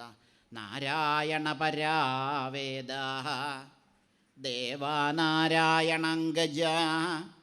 നാരായണ പരാലോക നാരായണ പരാമഘ നാരായണ പരോ യോഗോ നാരായണ പരം തപ നാരായണ പരം ജ്ഞാനം നാരായണ പരാഗതി. നാരായണ നാരായണ നാരായണ എന്ന് ചൊല്ലാം ഈ ശ്ലോകം കൊണ്ട്. നാരായണ പരാവേദാഹ, വേദങ്ങളൊക്കെ നാരായണ പരാഹ, ആ നാരായണനെ ആശ്രയിച്ചിരിക്കുന്നു. ആ നാരായണ ശബ്ദത്തെ വ്യാഖ്യാനിക്കാൻ പുറപ്പെട്ടാൽ 1 മണിക്കൂർ അത് മതി. നാരായണ എന്ന മനുസ്മൃതി വചനമെടുത്ത് അത് ആധ്യാത്മിക, ആദിഭൗതിക, ആദിദൈവിക രീതിയിൽ വ്യാഖ്യാനിച്ചാൽ നാരായണൻ്റെ ചൈതന്യം എന്താണെന്ന് മനസ്സിലാക്കാൻ നമുക്ക് സാധിക്കും. അപ്പോൾ അതിന് നാരായണ എന്ന ശബ്ദം ഭാഗവത്തിൽ പലയിടത്തും കേൾക്കാൻ നമുക്ക് സാധിക്കും. തുടക്കം തന്നെ നാരായണം നമസ്കൃത്യ എന്നൊക്കെ നമുക്ക് കാണാൻ സാധിക്കില്ല. അപ്പോൾ ഇവിടെ നാരായണ പരാ വേദ, എല്ലാ വേദങ്ങളും നാരായണപരങ്ങളാണ്, നാരായണനെ ആശ്രയിച്ചാണ് നിൽക്കുന്നത്. ദേവാ നാരായണങ്കജാ, എല്ലാ ദേവന്മാരും നാരായണ അംഗജാഹ, നാരായണിൽ നിന്നും ആവിർഭവിച്ചവരാണ് എല്ലാ ദേവന്മാരും. നാരായണ പരാലോകാഹ, ലോകങ്ങൾ നാം പറയുന്ന ഭൂർഭുവസ്സുവമഹ എന്ന് പറയുന്ന ലോകങ്ങൾ 7 താഴോട്ട് അതലം വിതലം എന്നൊക്കെ പറഞ്ഞിട്ടുള്ള സാധനങ്ങളുണ്ടല്ലോ, അതും ഇതൊക്കെ നാരായണപരാഹ. അത് നമുക്ക് വ്യാഖ്യാനിക്കുമ്പോൾ വരും, നാരായണനെ ആശ്രയിച്ചാണ്. നാരായണപരാമഖാഹ, സർവയാഗങ്ങളും പ്രവർത്തിക്കുന്നത് നാരായണനെ ഉദ്ദേശിച്ചുകൊണ്ടാണ്. യജ്ഞഭുക്ക് എന്നാണല്ലോ ഭഗവാന്റെ പേര് തന്നെ. വിഷ്ണു സഹസ്രം എടുത്ത് കാണാം നമുക്ക്. യജ്ഞോ യജ്ഞപതിർയജ്വാ യജ്ഞാംഗോ യജ്ഞവാഹന യജ്ഞഭിർ യജ്ഞകൃ യജ്ഞീ യജ്ഞഭുക് യജ്ഞസാധന യജ്ഞാന്തകർ യജ്ഞഗുഹ്യമന്നാദയേവച. എത്ര നാമങ്ങളാ, 13ഓളം നാമങ്ങളാ യജ്ഞസ്വരൂപിയായ ഭഗവാനെക്കുറിച്ച്. അപ്പോൾ എല്ലാ യജ്ഞങ്ങളും നാരായണനെ ലക്ഷ്യമാക്കിക്കൊണ്ടാണ് പ്രവർത്തിക്കുന്നത്. അതുകൊണ്ടാണ് യജ്ഞഭുക് ബാലകേളി എന്ന് ദശമസ്കന്ധത്തിൽ നമുക്ക് കാണാൻ സാധിക്കും. അങ്ങനെയുള്ള ആ മഖങ്ങൾ, യാഗങ്ങൾ, ഈ യാഗത്തിലേക്ക് അത് കർമ്മകാണ്ഡം.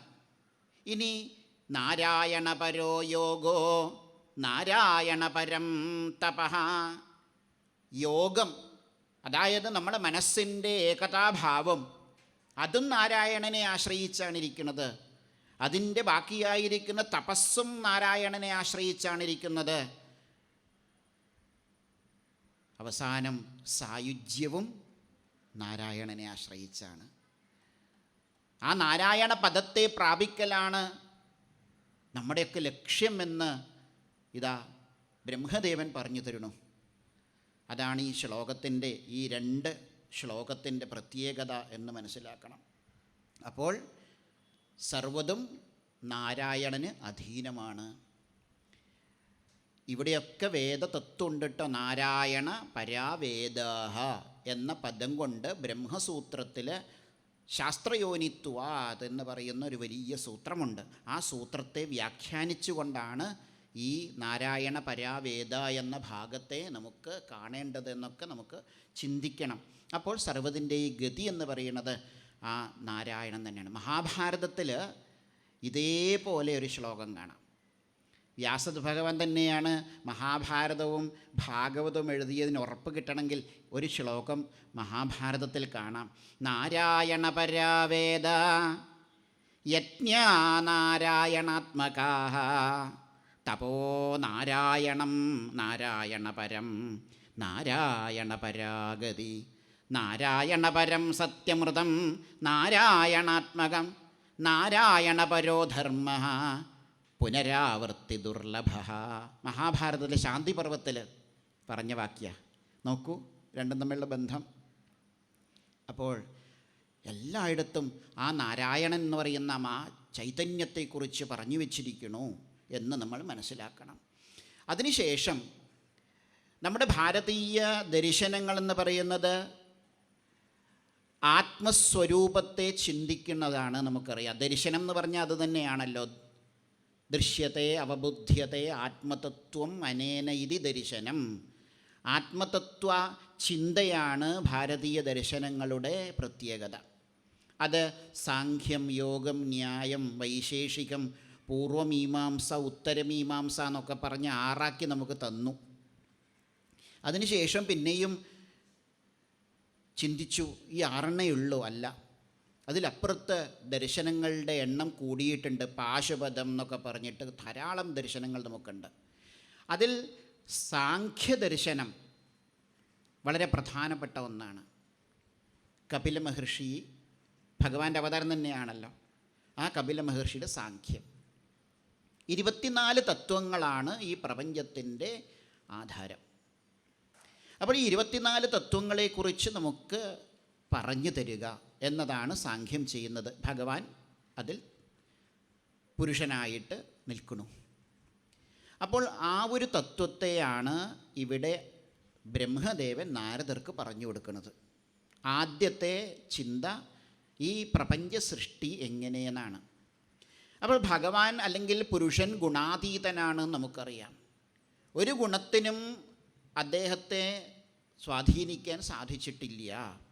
പക്ഷേ ആ ഭഗവാൻ ഈ പ്രപഞ്ചത്തിൽ, ഞാൻ നേരത്തെ പറഞ്ഞു, ഈ പ്രപഞ്ചത്തിൻ്റെ സൃഷ്ടിക്ക് വേണ്ടി സത്വഗുണത്തെ സ്വീകരിച്ചു, സ്ഥിതിക്ക് വേണ്ടി രജോ ഗുണത്തെ സ്വീകരിച്ചു.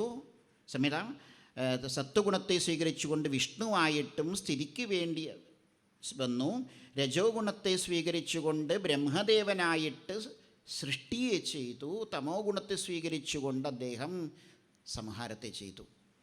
ഇതാണ് അദ്ദേഹത്തിൻ്റെ ഒരു ലീല. ഇത് നമുക്ക് ഒന്നാമത്തെ സ്കന്ധത്തിലെ 2-ാമത്തെ അധ്യായത്തിൽ കേൾക്കാൻ സാധിക്കും.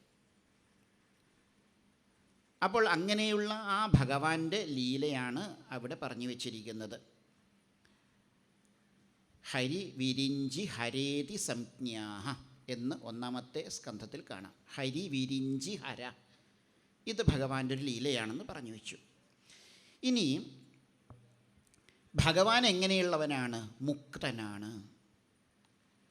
ഒന്നിനോടും ചേരാത്ത അല്ലെങ്കിൽ കലർപ്പില്ലാത്ത സത്താമാത്രമകൽമഷം എന്നൊക്കെ വേദാന്തം പറയുന്ന ആ ഭഗവാൻ അദ്ദേഹത്തിൻ്റെ സൃഷ്ടിയെ എങ്ങനെയാണ് ചെയ്തത് എന്നാണ് ഇനി നമ്മൾ ചിന്തിക്കുന്നത്. ഒന്ന് സൃഷ്ടിക്രമം പറയാം. ആകെ ഒരുതരം സംശയം വരുന്ന സ്ഥലമാണ്, പക്ഷേ എന്നാലും ചുരുക്കി ഒന്ന് പറഞ്ഞു തരാം. പുരുഷൻ, മായാശക്തി, അതിനെ സാഖ്യത്തിൽ പ്രകൃതി എന്ന് പറയും. പുരുഷൻ, പ്രകൃതി. ഈ പ്രകൃതി പിന്നീട് അതിൽ നിന്നും മഹത്ത് എന്നൊരു തത്വം ആവിർഭവിച്ചു. ആ മഹത്ത് എന്ന തത്വത്തിൽ നിന്നും അഹങ്കാരം ആവിർഭവിച്ചു. ആ അഹങ്കാര തത്വം എന്ന് പറയുന്നത് തമോ ഗുണപ്രധാനമാണ്. അതിന് 3 ഭാഗങ്ങളാണ്. വൈകാരിക, അതായത് സാത്വികം, പിന്നെ രാജസം, അത് തൈജസൻ എന്നൊരു പ്രത്യേകതയുണ്ട്. തൈജസൻ, രാജസം, പിന്നെ താമസം. അപ്പോൾ സാത്വികാഹങ്കാരം, രാജസാഹങ്കാരം, താമസാഹങ്കാരം. പുരുഷൻ, പ്രകൃതി, മഹത്ത്, അഹങ്കാരം, അത് 3 സാത്വികം, രാജസം, താമസം എന്നായി തിരിച്ചിട്ട് ഈ വൈകാരികം അല്ലെങ്കിൽ സാത്വികാഹങ്കാരത്തിൽ നിന്ന് മനസ്സ് ഉണ്ടായി. ആ മനസ്സിൻ്റെ പ്രത്യേകത എന്ന് പറയുന്നത് മനഃകാരകൻ ചന്ദ്രനാണെന്ന് ജ്യോതിഷത്തിൽ പറയും. അപ്പോൾ ആ ചന്ദ്രൻ, ദേവത, അതായത് മനസ്സിൻ്റെ ദേവതയായിരിക്കുന്ന ചന്ദ്രൻ ഈ പറയുന്ന സാത്വികാഹങ്കാരത്തിൽ നിന്ന് ആവിർഭവിച്ചു. അതുപോലെ ദിക്കിൻ്റെ ദേവതമാർ ആവിർഭവിച്ചു. സൂര്യൻ തുടങ്ങിയവർ ഈ സാത്വികാഹങ്കാരത്തിൽ നിന്ന് ആവിർഭവിച്ചു എന്ന് ഒരു ഭാഗം. മറ്റൊന്ന് രാജസാഹങ്കാരം. ഈ രാജസാഹങ്കാരത്തിൻ്റെ പ്രത്യേകത എന്ന് പറയുന്നത് ക്രിയാശക്തിയാണ്. ഈ ക്രിയാശക്തി എന്ന് പറയുമ്പോൾ നേരത്തെ ആചാര്യൻ പറഞ്ഞു ഇവിടെ കർമ്മേന്ദ്രിയങ്ങളും ജ്ഞാനേന്ദ്രിയങ്ങളും, അതായത് ശ്രോത്രത്വചക്ഷുജിഹ്വാഘ്രാണം എന്ന ജ്ഞാനേന്ദ്രിയങ്ങൾ, അതുപോലെ നമ്മൾ കൈ, കാല് എന്നൊക്കെ പറയുന്ന കർമ്മേന്ദ്രിയങ്ങൾ, അങ്ങനെ 10 ഈ രാജസാഹങ്കാരത്തിൽ നിന്നും ആവിർഭവിച്ചു എന്ന് പറയണം. പിന്നെ താമസാഹങ്കാരമാണ്. ഈ താമസാഹങ്കാരത്തിൽ നിന്നാണ് ഈ പ്രപഞ്ചത്തെ സൃഷ്ടിക്കാനായിരിക്കുന്ന പഞ്ചഭൂത സൃഷ്ടി. അതിലാദ്യം ഉണ്ടായിരിക്കുന്നത് ആകാശം എന്നാണ്. ഈ ആകാശത്തെ ഓരോ ഭൂതത്തിനും ഓരോ ഗുണമുണ്ട്. മാത്രാഗുണം എന്ന് പറയും. ആകാശത്തിൻ്റെ മാത്രാഗുണമാണ് ശബ്ദം. അതുകൊണ്ടാണ് നൈയായികന്മാർ പറയും ശബ്ദഗുണകം ആകാശം എന്ന് പറയും. അപ്പോൾ ശബ്ദമാത്ര ആകാശത്തിലെ പ്രത്യേകതയാണ്. ആകാശത്തിൽ നിന്നും പിന്നെ വന്നത് വായു ആണ്. ആ വായുവിൻ്റെ പ്രത്യേകത എന്ന് പറയുന്നത് നമുക്കറിയാം സ്പരിശമാണ്. സ്പരിശം, അതാണ് വായുവിൻ്റെ ഗുണം. സ്പരിശൻ മാത്രമാണോ ചോദിച്ചാൽ ഭാഗവതം പറയും ഇല്ല, അതിൻ്റെ കൂടെ ശബ്ദവും ചേരും. അപ്പോൾ ആകാശം ശബ്ദഗുണം, വായു സ്പർശവും ശബ്ദഗുണവും. അത് കഴിഞ്ഞാൽ പിന്നെ വരുന്നത് അഗ്നിയാണ്. ആ അഗ്നിയുടെ പ്രത്യേകത എന്ന് പറയുന്നത് രൂപമാണ് അതിൻ്റെ മാത്രാഗുണം. ആ രൂപവും അതിനൂടെ സ്പർശവും അതിൻ്റെ കൂടെ ശബ്ദവും ചേരും. അതിനുശേഷം വരുന്നത് ജലമാണ്. ആ ജലത്തിൻ്റെ പ്രത്യേകത എന്ന് പറയുന്നത് രസമാണ്. അതൊക്കെ പിന്നീട് ആചാര്യന്മാർ ഓരോന്ന് മാത്രം പറഞ്ഞു തന്നിട്ടുണ്ട് എന്താണ് അതിൻ്റെ പ്രത്യേകത.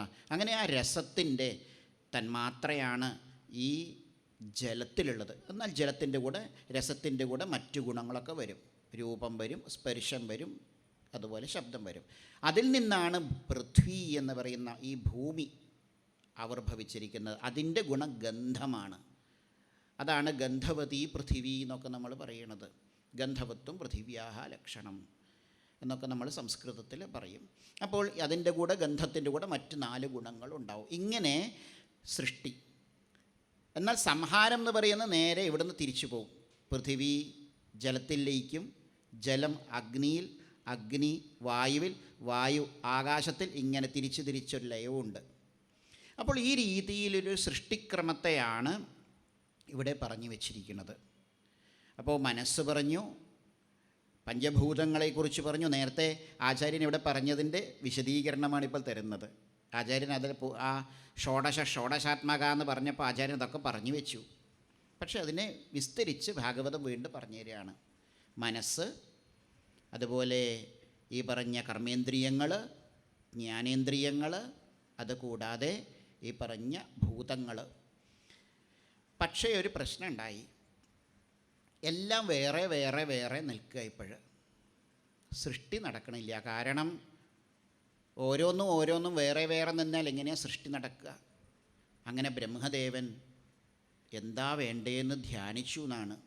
ആ സമയത്ത് ഭഗവാന്റെ ഇച്ഛാപ്രകാരം ഇവയൊക്കെ ചേർത്തു ബ്രഹ്മദേവൻ. അങ്ങനെ ചേർത്തിട്ടാണ് പിന്നീട് ഈ സൃഷ്ടിയെ ചെയ്തത് എന്ന് പറയുന്നു. അപ്പോൾ അങ്ങനെ ഭഗവാന്റെ നിർദ്ദേശമനുസരിച്ച് സമഷ്ടി വ്യഷ്ടി രീതിയിലുള്ള സൃഷ്ടിയെ ചെയ്തു. ഇതൊക്കെ ഓരോ സങ്കേതങ്ങളാണ്. എന്താ സമഷ്ടി, എന്താണ് വ്യഷ്ടി? നമുക്ക് ഭാഗവതം വായിക്കുമ്പോൾ സംശയം തോന്നാം. ഇപ്പോൾ മരം, കാട് രണ്ടും ഒന്ന് ആലോചിച്ച് നോക്കിയാൽ കുറേ മരങ്ങൾ ചേർന്നാൽ അത് കാടായി, സമഷ്ടി. എന്നാൽ ഓരോന്നായി പറഞ്ഞാൽ വ്യഷ്ടി. 1 മരം, 2 മരം, 3 മരം, 4 മരം എന്നിങ്ങനെ പറഞ്ഞാൽ വ്യഷ്ടി.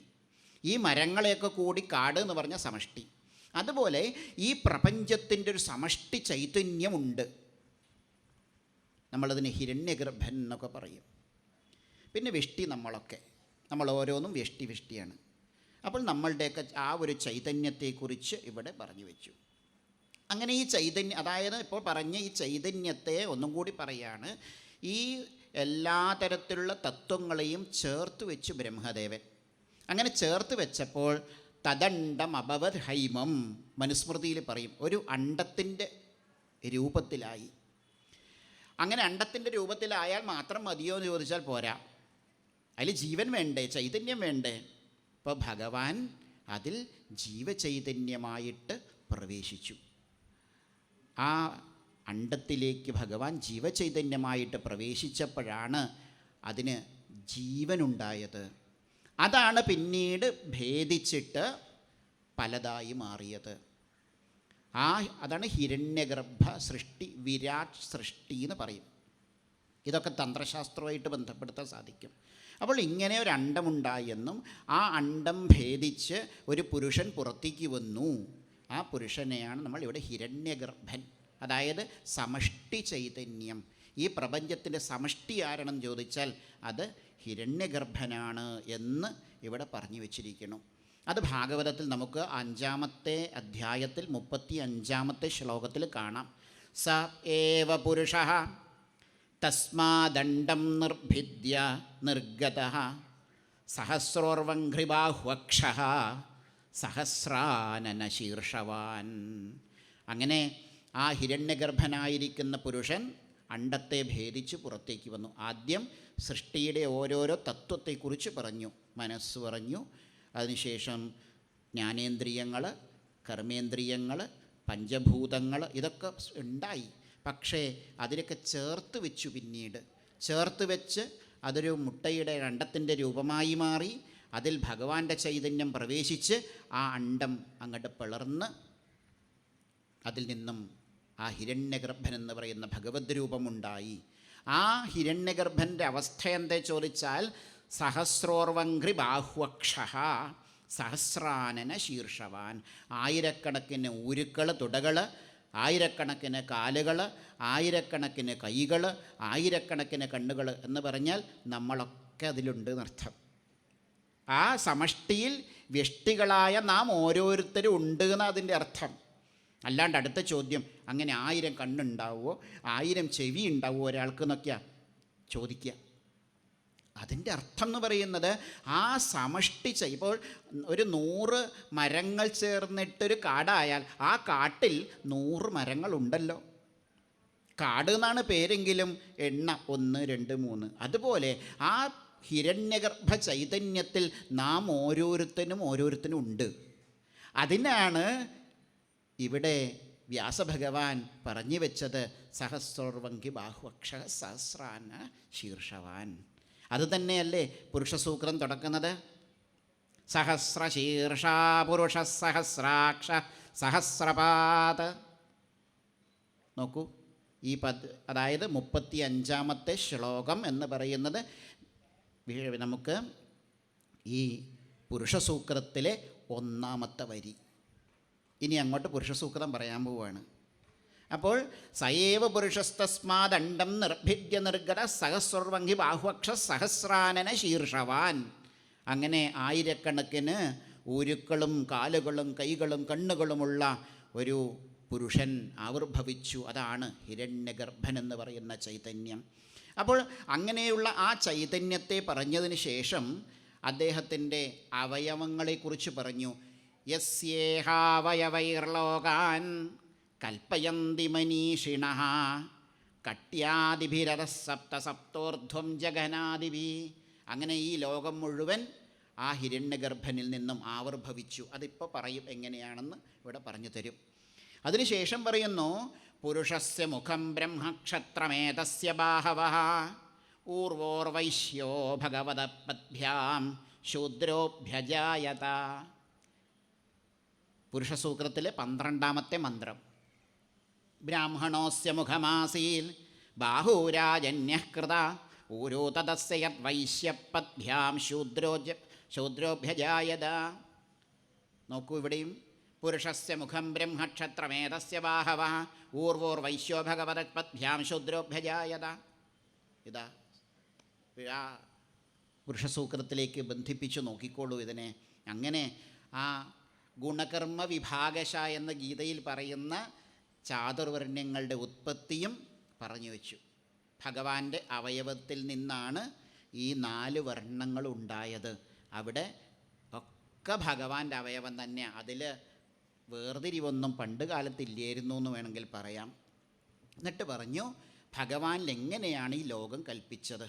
ഭൂർലോക കൽപ്പിതഭ്യാം ഭൂർലോകോസ്യ നാഭിത ഹൃദാസ്വർലോക ഉരസാമഹർലോകോ മഹാത്മന എന്നൊക്കെ പറഞ്ഞ് നമുക്ക് പറഞ്ഞു. ഭൂർലോകം മുതൽ അല്ലെങ്കിൽ ഭൂലോകം മുതൽ 7 ലോകങ്ങളെ എങ്ങനെയാണ് ഭഗവാനിൽ കൽപ്പിച്ചത്. ഭൂലോകം ഭഗവാന്റെ പാദങ്ങളായിട്ട് കൽപ്പിച്ചു, ഭൂർലോകം നാഭിയായിട്ട് കൽപ്പിച്ചു, സ്വർലോകം ഹൃദയമായിട്ട് കൽപ്പിച്ചു. ഇങ്ങനെ ഭഗവാന്റെ ആ രൂപത്തിൽ അല്ലെങ്കിൽ ആ ഹിരണ്യഗർഭനിലേക്ക് കൽപ്പിച്ചു. ഇവിടെ ഒരു ഭാഗം നമുക്ക് ചിന്തിക്കേണ്ടതുണ്ട്. അടുത്തും കൂടെ പറഞ്ഞിട്ടാവാം. അവസാനം ഇപ്പോൾ നമ്മൾ ഓരോ ഭഗവാന്റെ ഓരോ അവയവത്തെയും എടുത്തുകൊണ്ടാണ് ലോകകൽപ്പന ചെയ്തത്. വളരെ ശ്രദ്ധിക്കണം ഭാഗവതം. ആദ്യം പറഞ്ഞു ഭൂർലോക കൽപ്പിതഭ്യാം ഭൂർലോകോസ്യ നാഭിത ഹൃദാസ്വർലോക ഉരസാ മഹർലോകോ മഹാത്മന ഗ്രീവായാം ജൻലോകശ്ച തപോലോകസ്തനദ്വയാത് മൂർധഭി സത്യലോകസ്തു ബ്രഹ്മലോക സനാതന എന്ന് പറഞ്ഞു വെച്ചിട്ട് ഓം ഭൂർഭുവസ്സുവ മഹ ജന തപ സത്യം എന്നിങ്ങനെയുള്ള ലോകങ്ങളെ മുഴുവൻ ഭഗവാന്റെ ഓരോ അവയവത്തിലായിട്ട് 7 ലോകങ്ങളെ കൽപ്പിച്ചു. മാത്രമല്ല പിന്നീട് വീണ്ടും പറഞ്ഞു തത്കട്യാം ചാതലം ക്ലിപ്തമൂരുഭ്യാം വിതലം വിഭോ എന്നിങ്ങനെ പറഞ്ഞുകൊണ്ട് അരക്കെട്ടിൽ അതലം, ഊരുക്കളിൽ വിതലം, ജാനുക്കളിൽ സുതലം എന്നിങ്ങനെ ലോകങ്ങൾ. അപ്പോൾ 7 14 ലോകങ്ങൾ ഭഗവാന്റെ ശരീരത്തിൽ, ആ ഹിരണ്യഗർഭൻ്റെ ശരീരത്തിലാണ്. അതാണ് നാരായണ പരാലോകാഹ. ഈ ലോകം മുഴുവൻ ഭഗവാനെ ആശ്രയിച്ചിരിക്കണം. ഇനി അപ്പോൾ മറ്റൊരു സംശയം, ഈ 7 14 ലോകമെന്നല്ലാതെ ത്രൈലോക്യം എന്നൊരു പദമുണ്ടല്ലോ അല്ലേ? 3 ലോകങ്ങൾ നമ്മൾ പറയാറുണ്ട്. അതെന്താ ചോദിച്ചപ്പോൾ പറഞ്ഞു അതും ഭഗവാൻ തന്നെയാണ്. ഭഗവാന്റെ മറ്റൊരു രീതിയിൽ നമ്മൾ കാണുമ്പോൾ അത് ത്രിലോകങ്ങളായി കാണും. എന്താണ് ചോദിച്ചാൽ ഭൂർലോക കൽപ്പിത പദ്ഭ്യാം ഭുവർലോകോസ്യ നാഭിധ സ്വർലോക കൽപ്പിതോ മൂർധന ഇതിവാ ലോകകൽപ്പന. ഭൂർലോക കൽപ്പിത പദ്ഭ്യാം ഭഗവാന്റെ പാദങ്ങൾ ഭൂ, ഭുവർലോകോസ്യ നാഭിധ ഭഗവാന്റെ നാഭിയിൽ ഭുവ, മൂർധന ഭഗവാന്റെ ശിരസിൽ സ്വ. അതാണ് ഇവിടെ ഈ ശ്ലോകം വ്യാഖ്യാനിക്കുന്ന സമയത്ത് ശ്രീധരാചാര്യർ പറഞ്ഞു ത്രിലോകപക്ഷമാഹ ഭൂർഭുവ എന്നിങ്ങനെ. 3 ലോകപക്ഷവുമുണ്ട്, 14 ലോകപക്ഷവുമുണ്ട്. അപ്പോൾ രണ്ടും നമുക്ക് എവിടെ കാണാം? ഗുരുവായൂരപ്പനിൽ തന്നെ കാണാം. ഇനി ഇത് വെച്ചിട്ട് സമയത്തിൻ്റെ ഇതുണ്ടെങ്കിലും ഒന്ന് സൂചിപ്പിക്കണം എന്ന് ആഗ്രഹമുണ്ട്. നമ്മൾ അമ്പലത്തിൽ പോയിട്ട് തൊഴാറുണ്ട്. അവിടെ പോയാൽ ആ വിഗ്രഹത്തെ കണ്ടു തൊഴുമ്പോൾ എന്തൊക്കെ നമ്മുടെ മനസ്സിൽ വേണമെന്ന് ആലോചിച്ച് നോക്കൂ. ഭഗവാന്റെ വിഗ്രഹം, ആ വിഗ്രഹത്തിൽ ഈ 14 ലോക കൽപ്പനയുണ്ട്. തന്ത്രീശ്വരൻ ചെയ്തു വെച്ചിട്ടുണ്ട്, ആചാര്യൻ ചെയ്തു വെച്ചിട്ടുണ്ടത്. സ്ഥിതിന്യാസത്തിൽ അവസാനം എല്ലാം വന്നിട്ട് പരാപശ്യന്തി മധ്യമ വൈഖരി വരെ ചെയ്തു വെച്ചിട്ട് അദ്ദേഹം യാത്രയാവുന്നത്. അപ്പോൾ ഈ ലോകം മുഴുവൻ നമുക്ക് കാണാൻ ഒരു മഹാവിഷ്ണുവിൻ്റെ വിഗ്രഹം അല്ലെങ്കിൽ ഒരു ദുർഗയുടെ വിഗ്രഹം. അപ്പോൾ നമ്മൾ അമ്പലത്തിൽ പോയി തൊഴുന്നത് ആരെയാണെന്ന് നോക്കൂ, ഈ 14 ലോകങ്ങളെയാണ് നമസ്കരിക്കുന്നത് ആ വിഗ്രഹത്തിലൂടെ. അല്ല, ഇനി ശിവൻ്റെ അമ്പലമാണെങ്കിലോ, ഇത് ഭഗവാൻ ശ്രീ പരമേശ്വരൻ്റെ ലിംഗപ്രതിഷ്ഠയാണെന്ന് എനിക്കറിയില്ല, ആയിരിക്കാം. അവിടെ 3 ലോക കൽപ്പനയാണ്. ആ ഉ മ തീർന്നു. അം ഭൂർലോകാത്മനേ നമ, ഭുവർലോകാത്മനേ നമ, മം സ്വർലോകാത്മനേ നമ. കഴിഞ്ഞു. കാരണം രൂപില്ല അദ്ദേഹത്തിന്. അതുകൊണ്ടാണ് ത്രിപക്ഷ സിദ്ധാന്തം. ശിവക്ഷേത്രങ്ങൾ, കണ്ണാടി പ്രതിഷ്ഠയുള്ള ദേവീക്ഷേത്രങ്ങൾ, കണ്ണാടി പ്രതിഷ്ഠ എന്ന് പറഞ്ഞാൽ അറിയില്ല, കണ്ണാടി പോലെയുള്ള പ്രതിഷ്ഠയുള്ള ദേവീക്ഷേത്രങ്ങൾ, ഇതിലൊക്കെ ത്രിപക്ഷ സിദ്ധാന്തമാണ് പറഞ്ഞിരിക്കുന്നത്. ആ ഉ മ അകാര ഉകാര മകാരങ്ങൾ. മറ്റേത് 14 ലോകങ്ങൾ ഭൂർഭുവസ്വ തുടങ്ങിയ 7, അങ്ങോട്ട് അതല വിതല സുതല ഒക്കെയുള്ള 7, 14 ലോകങ്ങളെ. അപ്പോൾ ഇങ്ങനെ നോക്കിയാൽ ക്ഷേത്രതന്ത്രത്തിലും ഇതിന് വളരെ പ്രാധാന്യമുണ്ട് എന്ന് സൂചിപ്പിച്ചു എന്ന് മാത്രം തന്നെയുള്ളൂ. അങ്ങനെയുള്ള ആ ഭഗവത് ചൈതന്യത്തെ ഒന്ന് പറഞ്ഞു വെച്ചതിന് ശേഷം സർവ്വതും ഭഗവാനിൽ നിന്നാണ് ആവിർഭവിച്ചത് എന്ന് പറയാൻ പോവുകയാണ്. അതായത് ഭഗവാന്റെ മുഖം, ആ മുഖത്ത് വായയുടെ പ്രത്യേകത നമുക്കറിയാം. ഭഗവാന്റെ പ്രത്യേകത വാചാം വന്നേർമുഖം ക്ഷേത്രം ഛന്ദസാം സപ്തധാതവ ഹവ്യകവ്യാമൃതാന്നാനാം ജിഹ്വ സർവരസസ്യ ച. ഭഗവാന്റെ ഒന്ന് മാത്രം ഉദാഹരണം പറയാം. ഭഗവാന്റെ മുഖത്ത് അല്ലെങ്കിൽ ഭഗവാന്റെ ആ വായയും വാഗിന്ദ്രിയവും, മൂക്കും മൂക്കിന്ദ്രിയം, അതായത് വ്യത്യാസമുണ്ട്. നാസികയും ഘ്രാണേന്ദ്രിയവും വ്യത്യാസമാണ്. ഘ്രാണേന്ദ്രിയം എവിടെയാണോ ഇരിക്കുന്നത് അതാണ് നാസിക. ആകെ ഇദ്ദേഹം ഇവിടെ വന്നിട്ട് എന്തൊക്കെയോ പറയുന്നുണ്ടെന്ന് തോന്നുന്നില്ലേ? എപ്പോഴും ഇന്ദ്രിയത്തിൻ്റെ അധിഷ്ഠാനം ദേവതയാണ്. ആ ദേവത കുടികൊള്ളുന്നപ്പോൾ ഘ്രാണേന്ദ്രിയ ദേവത കുടികൊള്ളുന്നത് നാസികയിൽ. അതുപോലെ ശ്രവണേന്ദ്രിയ ദേവത കുടികൊള്ളുന്നത് ഇതിൽ. ഇങ്ങനെയാണ് നമ്മൾ പറയുക. അപ്പോൾ ഇതെല്ലാം ഈ ദേവതയായാലും ശരി, ഈ പറയുന്ന നേരെ കാണുന്ന പ്രത്യക്ഷമായിട്ടുള്ള ഇന്ദ്രിയമായാലും ശരി, ഒക്കെ ആ ഹിരണ്യഗർഭൻ്റെ ആശ്രയത്തിലാണുള്ളത് എന്ന് പറയാൻ പോവാണ്. അതാണ് വാചാം വന്നേർ മുഖം ക്ഷേത്രം. അതായത് വിരാട് പുരുഷൻ്റെ മുഖം എന്ന് പറയുന്നത് വാഗിന്ദ്രിയത്തിൻ്റെ സ്ഥാനമാണ്, അല്ലെങ്കിൽ അതിൻ്റെ ദേവതയുടെ സ്ഥാനമാണ് എന്ന് പറഞ്ഞാൽ നമ്മൾക്കൊരു ഉദാഹരണം മാത്രം പറയാം. നമ്മൾ ദശമസ്കന്ധത്തിൽ ഭഗവാന്റെ ദാവാഗ്നിപാനം എന്നൊരു കഥയുണ്ട്. ഭഗവാൻ കാട്ടുതീയെ കുടിച്ചു എന്ന് പറയും. അപ്പം നമ്മളൊക്കെ പറയും, എന്ത് പ്രാന്താ പറയുന്നത്, കുടിക്കേ തീയേ എന്ന് പറയും. അതിൻ്റെ അർത്ഥം എന്താണെന്നറിയോ? ആ അഗ്നി അതിൻ്റെ ഉത്പത്തി സ്ഥാനമായിരിക്കുന്ന ഭഗവാനിൽ ലയിച്ചു, ഭഗവാന്റെ മുഖത്ത് ലയിച്ചു. ഇതാണ് തത്വം. അപ്പോൾ അതാണ് ഇവിടെ പറയുന്നത്. ആ വിരാട് പുരുഷൻ്റെ മുഖമെന്ന് പറയുന്നത് വാഗീന്ദ്രിയത്തിൻ്റെയും അതിൻ്റെ ദേവതയായിരിക്കുന്ന അഗ്നിയുടെയും സ്ഥാനമാണ്. ഇതറിഞ്ഞാൽ മാത്രമേ ദാവാഗ്നിപാനം എന്ന കഥ കേൾക്കുമ്പോൾ നമുക്കർത്ഥം മനസ്സിലാവുള്ളൂ. അതായത് ദാവാഗ്നി അതിൻ്റെ ആശ്രയസ്ഥാനമായ ഭഗവാന്റെ മുഖത്തിലേക്ക് ലയിച്ചു ചേർന്നു, തീർന്നു. അതാണ് ഭഗവാന്റെ അഗ്നിയെ കുടിച്ചു എന്നൊക്കെ നമ്മൾ പറയുന്നത്. അതിൻ്റെ ഈ ഒരു തത്വഭാഗം കിട്ടിയാൽ അതിനെ നമുക്ക് എളുപ്പത്തിൽ ഇങ്ങോട്ട് കൊണ്ടുവരാൻ സാധിക്കും. ഇങ്ങനെ ഓരോന്നോരോന്നായിട്ട് പറയുന്നുണ്ട്. അതുപോലെ ഹവ്യ കവ്യ എന്നൊക്കെ പറഞ്ഞിട്ട് കാണാം. അത് മാത്രം എന്ന് പറഞ്ഞുതരാം. ഹവ്യകവ്യാമൃതാനാം ജിഹ്വ സർവരസസ്യ ച. അതായത് ഭഗവാന്റെ ജിഹ്വ എന്ന് പറയുന്ന, ജിഹ്വ നാവ്, ഈ നാവെന്ന് പറയുന്നത് ഹവ്യം കവ്യം അമൃതം ഇതിൻ്റെയൊക്കെ ഉൽപ്പത്തി സ്ഥാനമാണ്. എന്താ ഹവ്യം, എന്താണ് കവ്യം, എന്താണ് അമൃതം? ഇത് മൂന്ന് തരത്തിലാണ് നമ്മൾക്ക് പറയേണ്ടത്. ഹവ്യം എന്ന് പറഞ്ഞാൽ ഹവ്യം ദേവാനാം അന്നം. ഹവ്യം എന്ന് പറയും ദേവന്മാരുടെ അന്നത്തെയാണ് ഹവ്യം എന്ന് പറയാം. കവ്യം പിതൃണാം. നമ്മൾ ശ്രാദ്ധമൂട്ടുന്ന സമയത്ത് ആ ചോറുരുളത്തിന് അതിന് കവ്യം എന്നാണ് പറയുക, ഹവ്യം എന്ന് പറയില്ല, കവ്യം എന്നേ പറയുള്ളൂ. മനസ്സിലായി എന്ന് വിചാരിക്കുന്നു. ഹവ്യം എന്ന് പറഞ്ഞാൽ ദേവന്മാർക്കുള്ളതാ, കവ്യം എന്ന് പറഞ്ഞാൽ പിതൃക്കൾക്കുള്ളതാ. അത് രണ്ടും ചേർന്നിട്ടുള്ള, അത് രണ്ടും ഉപയോഗിക്കാവുന്നവർ മനുഷ്യരാണ്. അതാണ് ഉഭയം അമൃതം. അതെന്താ അങ്ങനെ? ഹവ്യവും മനുഷ്യന് ഉപയോഗിക്കാം, കവ്യവും മനുഷ്യന് ഉപയോഗിക്കാം. ഗണപതി ഹോമം കഴിച്ചു.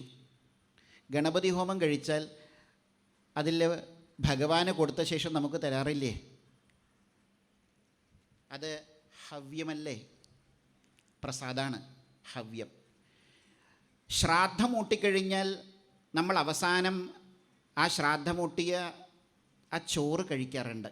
അവസാനം കുറച്ച് തൈരൊക്കെ ഒഴിച്ചിട്ട് കഴിക്കാറുണ്ട്, കവ്യം. അതുകൊണ്ടാണ് ഹവ്യവും കവ്യവും രണ്ടും മനുഷ്യർക്ക് ഉപയോഗിക്കാം. അതായത് ദേവന്മാർക്ക് സമർപ്പിച്ച ഹവ്യത്തിലും പിതൃക്കൾക്ക് സമർപ്പിച്ച ആ ഹവ്യത്തിലും അവശേഷിച്ച ഭാഗം ഉപയോഗിക്കുന്നവർ നമ്മൾ. അപ്പോൾ ഇങ്ങനെ ഇതിൻ്റെ ഉത്പത്തിസ്ഥാനം ഹവ്യമായാലും കവ്യമായാലും അമൃതമായാലും ഒക്കെ എവിടെ നിന്നുണ്ടായി? ഭഗവാനിൽ നിന്നുണ്ടായി എന്ന് പറയണു. അതുപോലെ രസങ്ങൾ ഭഗവാനിൽ നിന്നുണ്ടായി. അത് ആ അതായത് പ്രാണാപാന വ്യാനോദാന സമാനങ്ങളായിരിക്കുന്ന വായു ഭഗവാനിൽ നിന്നുണ്ടായി. ഇങ്ങനെ ആ ഭഗവാന്റെ സൃഷ്ടിയെ പറയണു. അതുപോലെ ജരായുജം, സ്വേദജം, മണ്ഡജം, ഉദ്ഭിജം എന്നൊക്കെയുള്ള ആ ജരായുജം പ്രസവിച്ച്, അതായത് പൊക്കിൾക്കൊടി ബന്ധമുള്ളവ ജരായുജം. പിന്നെ അണ്ഡജം, മുട്ട പൊട്ടിയിട്ട് വരുന്നവ. സ്വേദജം, സ്വേദത്തിലുണ്ടായത്. പിന്നെ ഉദ്ഭിജം, ഭൂമി പിളർന്നു വന്നത് എന്നൊക്കെ പറയും. ഇതൊക്കെ എല്ലാം ഭഗവാൻ തന്നെയാണ് എന്നിവിടെ പറഞ്ഞു വെച്ചിരിക്കുന്നു. അപ്പോൾ രോമങ്ങൾ സർവ ഉദ്ഭിജങ്ങൾക്കും ഉത്പത്തിസ്ഥാനമാണെന്നൊക്കെ പറയുന്ന ഭാഗങ്ങൾ നമുക്ക് കാണാം. ഇത് പറയാൻ അധികം സമയമില്ല, 6 മണിയല്ലേ നമ്മുടെ സമയം. അപ്പോൾ ഇങ്ങനെയൊക്കെ ഭഗവാന്റെ ആ ഒരു ഭാഗത്തെ പറഞ്ഞിട്ട് ബ്രഹ്മദേവൻ പറഞ്ഞു, സുരാസുരനരാ നാഗാഹ. നമുക്ക് കാണാൻ സാധിക്കും ആ ശ്ലോകം.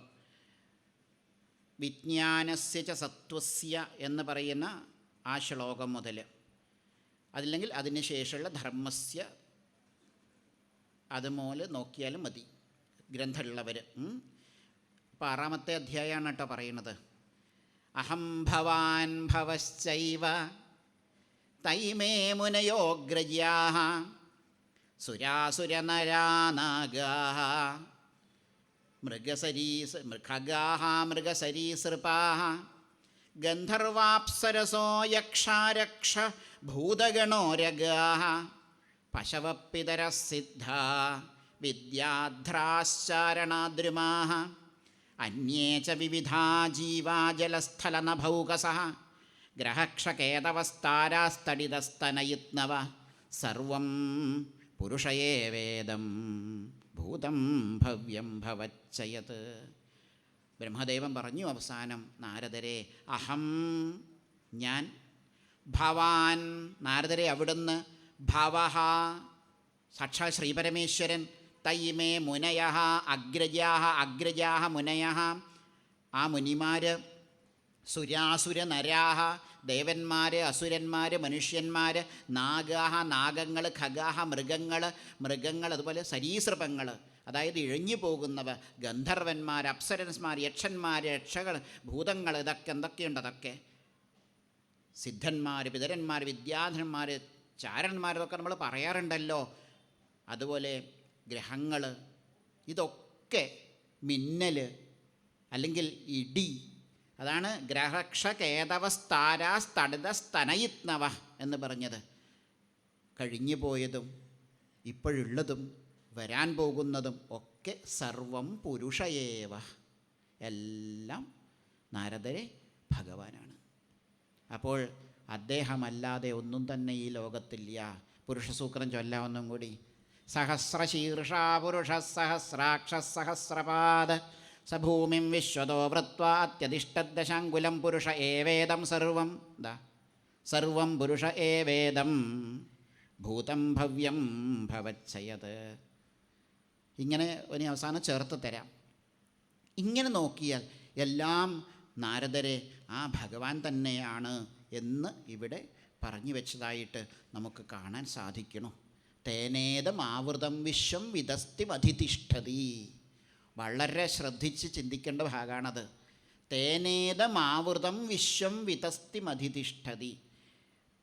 ഇതം വിശ്വം, ഈ കാണുന്ന പ്രപഞ്ചം, തേന ആവൃതം, അവനാൽ ആ വിരാട്ടിനാൽ ആവൃതമാക്കപ്പെട്ടിരിക്കുന്നു, ചുറ്റപ്പെട്ടിരിക്കുന്നു. ഈ മുഴുവൻ വിശ്വവും ആ വിരാട് സ്വരൂപം തന്നെയാണ്, ആ ഭഗവാൻ തന്നെയാണ് ഈ കാണുന്ന വിശ്വം. വിഷ്ണു സഹസ്രനാമത്തിലെ ഒന്നാമത്തെ നാമം എന്താ പറയൂ? വിശ്വം. ഉണ്ടോ? ഇവിടെ എത്തി നമ്മൾ. അതാണ് തത്സൃഷ്ടുവാ തദേവാനുപ്രാവിശത് എന്ന വേദാന്ത തത്വം. സൃഷ്ടിക്കുകയും അതിൽ പ്രവേശിക്കുകയും ചെയ്തവൻ, അതാണ് വിശ്വം എന്ന ഒന്നാമത്തെ നാമം വിഷ്ണു സഹസ്രനാമത്തിൽ കൊടുത്തത്. അതാണിവിടെ തേനേദം ആവൃതം വിശ്വം വിതസ്തിമധിതിഷ്ഠതി. ഇത് കേട്ടപ്പോൾ നമുക്ക് ഒരു സംശയം തോന്നാം, ഇതിന് വിഷ്ണു സഹസ്രനാമമായിട്ട് ബന്ധമുണ്ടോ? ഉണ്ട്, പറഞ്ഞു. വിശ്വം പുരുഷസൂക്തമായിട്ട് ബന്ധമുണ്ടോ ചോദിച്ചാൽ അത്യധികം ബന്ധമുള്ളൊരു വരിയാണിത്. പക്ഷേ പുരുഷസൂക്തത്തിൽ ഇത് കാണുമോ ചോദിച്ചാൽ ഇതേപോലെ കാണില്ല എന്ന് തന്നെയുള്ളൂ. നോക്കോളൂ, തേനേദം ആവൃതം വിശ്വം വിതസ്തിം അധിതിഷ്ഠതി. അതിന് വ്യാഖ്യാനം ശ്രീധരാചാര്യ പറയും, തേന എന്ന് പറഞ്ഞാൽ പുരുഷേണ, ആ പുരുഷനാൽ, വിശ്വം എന്ന് പറഞ്ഞാൽ ഈ ഭൂമി എന്നെടുത്തോളൂ, ഈ പ്രപഞ്ചം എന്നെടുത്തോളൂ. വിതസ്തിമിതി, വിതസ്തി എന്നതിന് പുരുഷസൂക്തത്തിലെ അത്യധിഷ്ഠ ദശാങ്കുലം, ആ ദശാങ്കുലം എന്നർത്ഥമാണ് വിതസ്തി എന്നത്. അതുപോലെ അധിതിഷ്ഠതി എന്ന് പറയുന്ന ആ അധി എന്ന ശബ്ദം വിഷ്ണു സഹസ്രനാമത്തിലും അല്ലെങ്കിൽ പോട്ടെ പുരുഷസൂക്തത്തിൽ പറയുന്ന അത്യധിഷ്ഠത് എന്ന് പറയുന്ന ആ അധിയാണതിൻ്റെ അർത്ഥം. ഇങ്ങനെ വ്യാഖ്യാനിച്ചു തരുമ്പോൾ നമുക്ക് മനസ്സിലാക്കാൻ സാധിക്കും ഇത് പുരുഷസൂക്തമാണ്.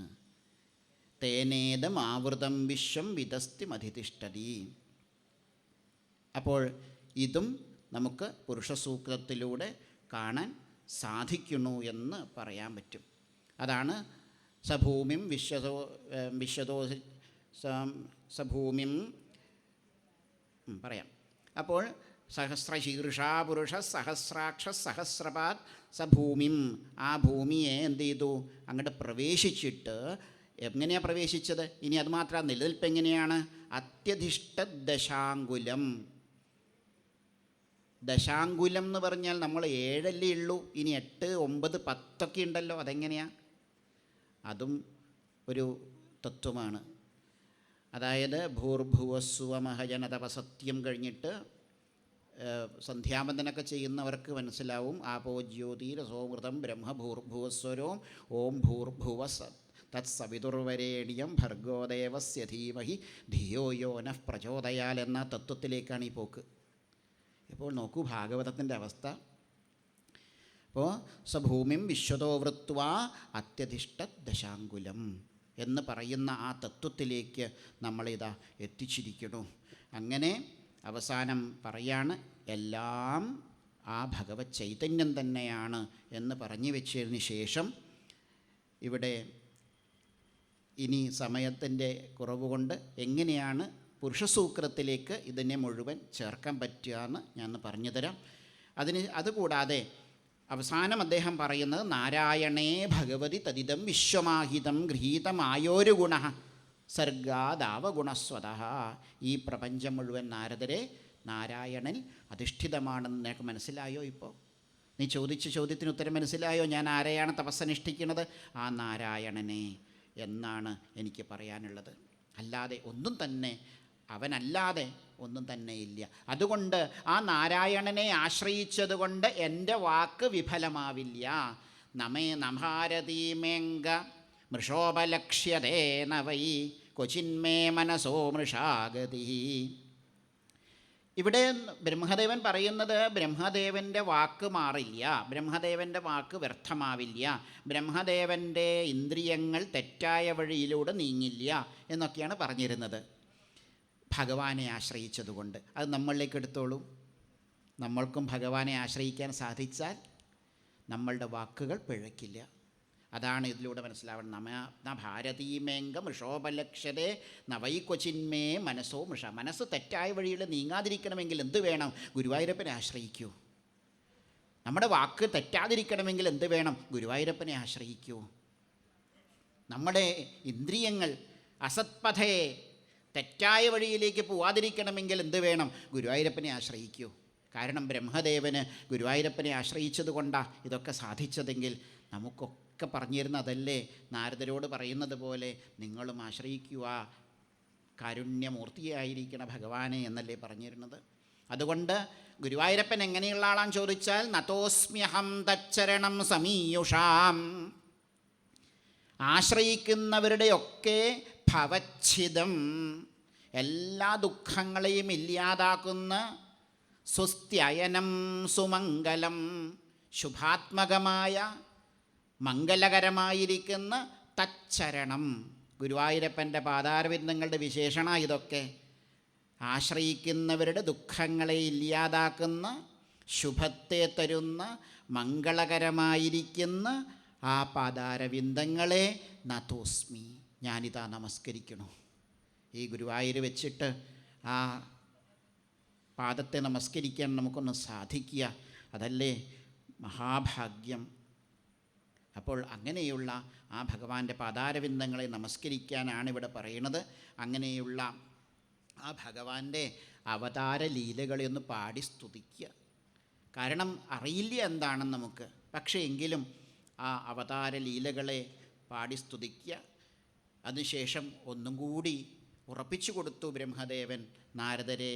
അഹം ഭവോ യജ്ഞൈമേ പ്രജേശ. 42-ാമത്തെ ശ്ലോകം.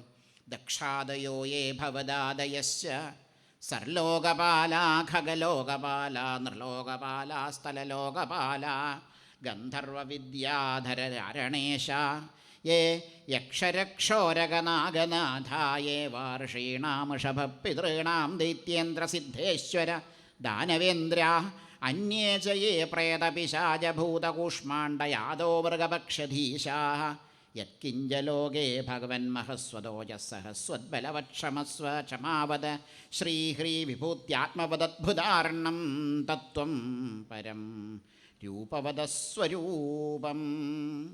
ആ ഭഗവാന്റെ തത്വം ഭഗവത് സ്വരൂപമാണെല്ലാം. ആരൊക്കെയെന്ന് ചോദിച്ചാൽ നേരത്തെ പറഞ്ഞ എല്ലാം. അതൊന്നും കൂടി ഉറപ്പിച്ചു കൊടുത്തു.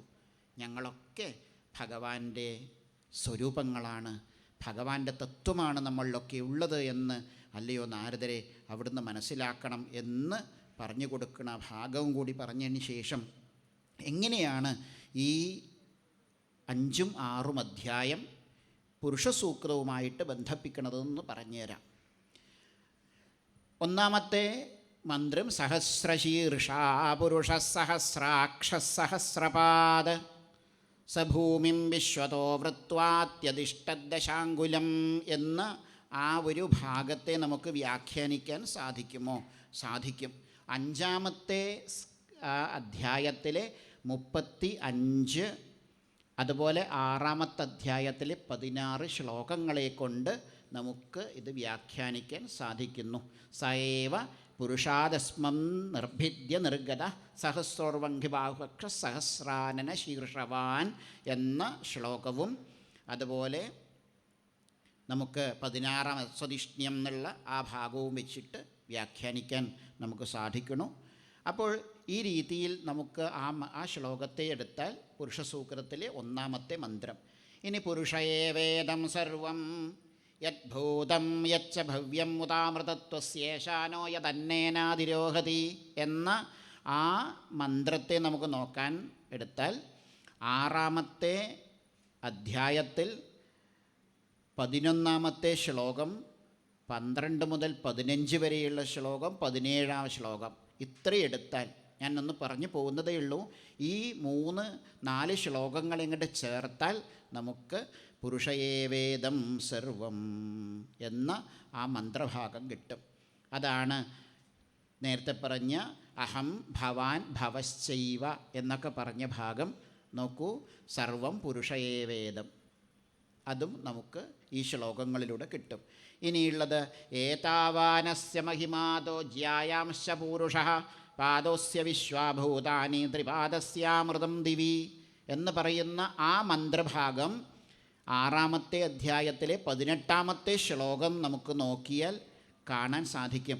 അമൃതം ക്ഷേമമഭയം ത്രിമൂർധ്നോധായി മൂർധസു പാദാസ്ത്രയോ ബഹിശ്ചാസന്നപ്രജാനാം യാശ്രമാഹ എന്ന ശ്ലോകത്തെ വ്യാഖ്യാനിച്ചാൽ നമുക്ക് ഈ ത്രിപാദൂർധ ഉദൈ പുരുഷ എന്നതും കിട്ടും. ഏതാവാനസ്യ. അപ്പം 3-ഉം 4-ഉം മന്ത്രങ്ങളെ ഈ ഭാഗം ഉന്നയിച്ച് കിട്ടും.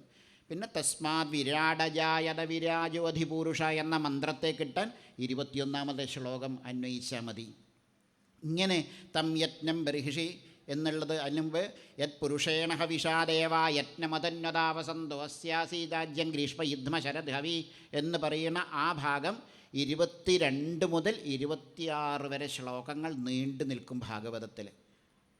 ഈ ശ്ലോകങ്ങളുടെ തത്വമാണ് പുരുഷസൂക്തത്തിലെ ഇപ്പോൾ പറഞ്ഞ യത് പുരുഷേണ ഹവിഷാ ദേവാ യജ്ഞമതന്വത എന്നുള്ളത്.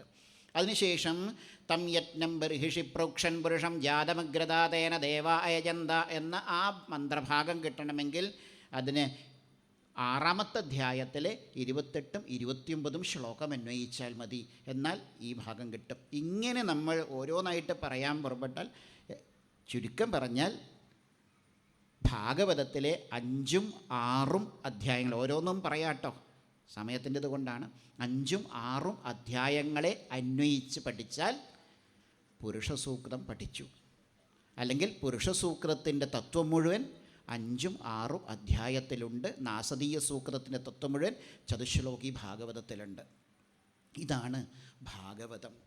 അപ്പോൾ ഇങ്ങനെ നോക്കിയാൽ ആ ഭഗവാന്റെ ലീലയെ നമുക്ക് പുരുഷസൂക്തത്തിലൂടെ കാണാൻ സാധിക്കുന്നു. ഋഗ്വേദാന്തർഗതമാണ് പുരുഷസൂക്തം, യജുർവേദത്തിലുണ്ട്, ഒക്കെ ഉണ്ട്. അങ്ങനെയുള്ള ആ പുരുഷസൂക്തത്തിലൂടെ കാണാൻ സാധിക്കുന്നു. അതിനുശേഷം ഒന്ന് ചുരുക്കി 7-ാമത്തെ അധ്യായത്തിൽ എന്താ പറഞ്ഞിരിക്കണമെന്ന് ചോദിച്ചാൽ ഭഗവാന്റെ അവതാര ലീലകളാണ്. അതിലാദ്യം തന്നെ കാണുന്നത് 1-ാമത്തെ ശ്ലോകം എന്ന് പറയുന്നത് വരാഹ അവതാരമൂർത്തി. യത്രോദ്യതക്ഷിതിതലോദ്ധരണായ ബിഭ്രത് ക്രൗഡീം തനും സകലയത്നമയീമനന്തഃ അന്തർമഹാർണവ ഉപാഗതമാദിദൈത്യം തം ദംഷ്ട്രയാദ്രിമിവ വജ്രധരോ ദധാര. സമുദ്രത്തിൽ, അതായത് ആ കാരണജലത്തിൽ നിമഗ്നമായിരിക്കുന്ന ഭൂമിയെ ഉയർത്തിക്കൊണ്ടുവരുന്ന സമയത്ത് എന്ത് സംഭവിച്ചിട്ടുണ്ട്? ഉപാഗതമാദിദൈത്യം, അവിടത്തേക്ക് എത്തിച്ചേർന്നു. ആര്? ഹിരണ്യാക്ഷൻ, ആദിദൈത്യനായിരിക്കുന്ന ആ ഹിരണ്യാക്ഷൻ. അദ്ദേഹത്തെ എന്ത് ചെയ്തു? തം ദംഷ്ട്ര കൊണ്ട് അദ്രിമിവ, എങ്ങനെയാണോ ആ ഇന്ദ്രൻ പർവ്വതത്തെ വജ്രധര, വജ്രധരനായിരിക്കുന്ന, അതെ, വജ്രധരം, വജ്രായുധം ധരിച്ചവൻ ഇന്ദ്രൻ. ഇന്ദ്രൻ എങ്ങനെയാണോ പർവ്വതത്തെ ദദാര അങ്ങോട്ട് കീറി മുറിച്ചത്, അതുപോലെ ദംഷ്ട്ര കൊണ്ട് ആ ഹിരണ്യാക്ഷനെ കീറി മുറിച്ചു വരാഹമൂർത്തിയായിരിക്കണ ഭഗവാൻ എന്ന് ആദ്യത്തെ അവതാര ശ്ലോകം. ഇനി രണ്ടാമത്തേത് നമ്മൾ 10 കൂട്ടാത്തതാണ്. യജ്ഞൻ എന്നൊരവതാരം. ജാതോരുജേഹേ അജനയത് സുയമാൻ സുയജ്ഞാകൂതിസൂനുരമരാനദ ദക്ഷിണായാം ലോകത്രയസ്യ മഹതീ മഹരാദ്യദാർധിം സ്വയംഭുവേന മനുനാ ഹരിരിത്യനൂക്ത. 4-ാമത്തെ സ്കന്ധത്തിലാണ് ഈ കഥ പറയുന്നത്. 4-ാമത്തെ സ്കന്ധത്തിൽ ഭഗവാന്റെ യജ്ഞാവതാരം നമുക്ക് കേൾക്കാൻ സാധിക്കും. അതിലൊരു പ്രത്യേകതയുണ്ട് കേട്ടോ. കഥയൊക്കെ പറയാൻ വലിയ മോഹമുണ്ട്. അവിടെ ആ കഥയ്ക്കൊരു സുഖമുണ്ട്, ഒരു രസകരമായ കാര്യമുണ്ട്. അത് മാത്രം സൂചിപ്പിക്കാം. സ്വയംഭൂമനു തൻ്റെ മകളായിരിക്കുന്ന ആകൂതിയെ രുചിപ്രജാപതിക്ക് കല്യാണം കഴിച്ചു കൊടുത്തത്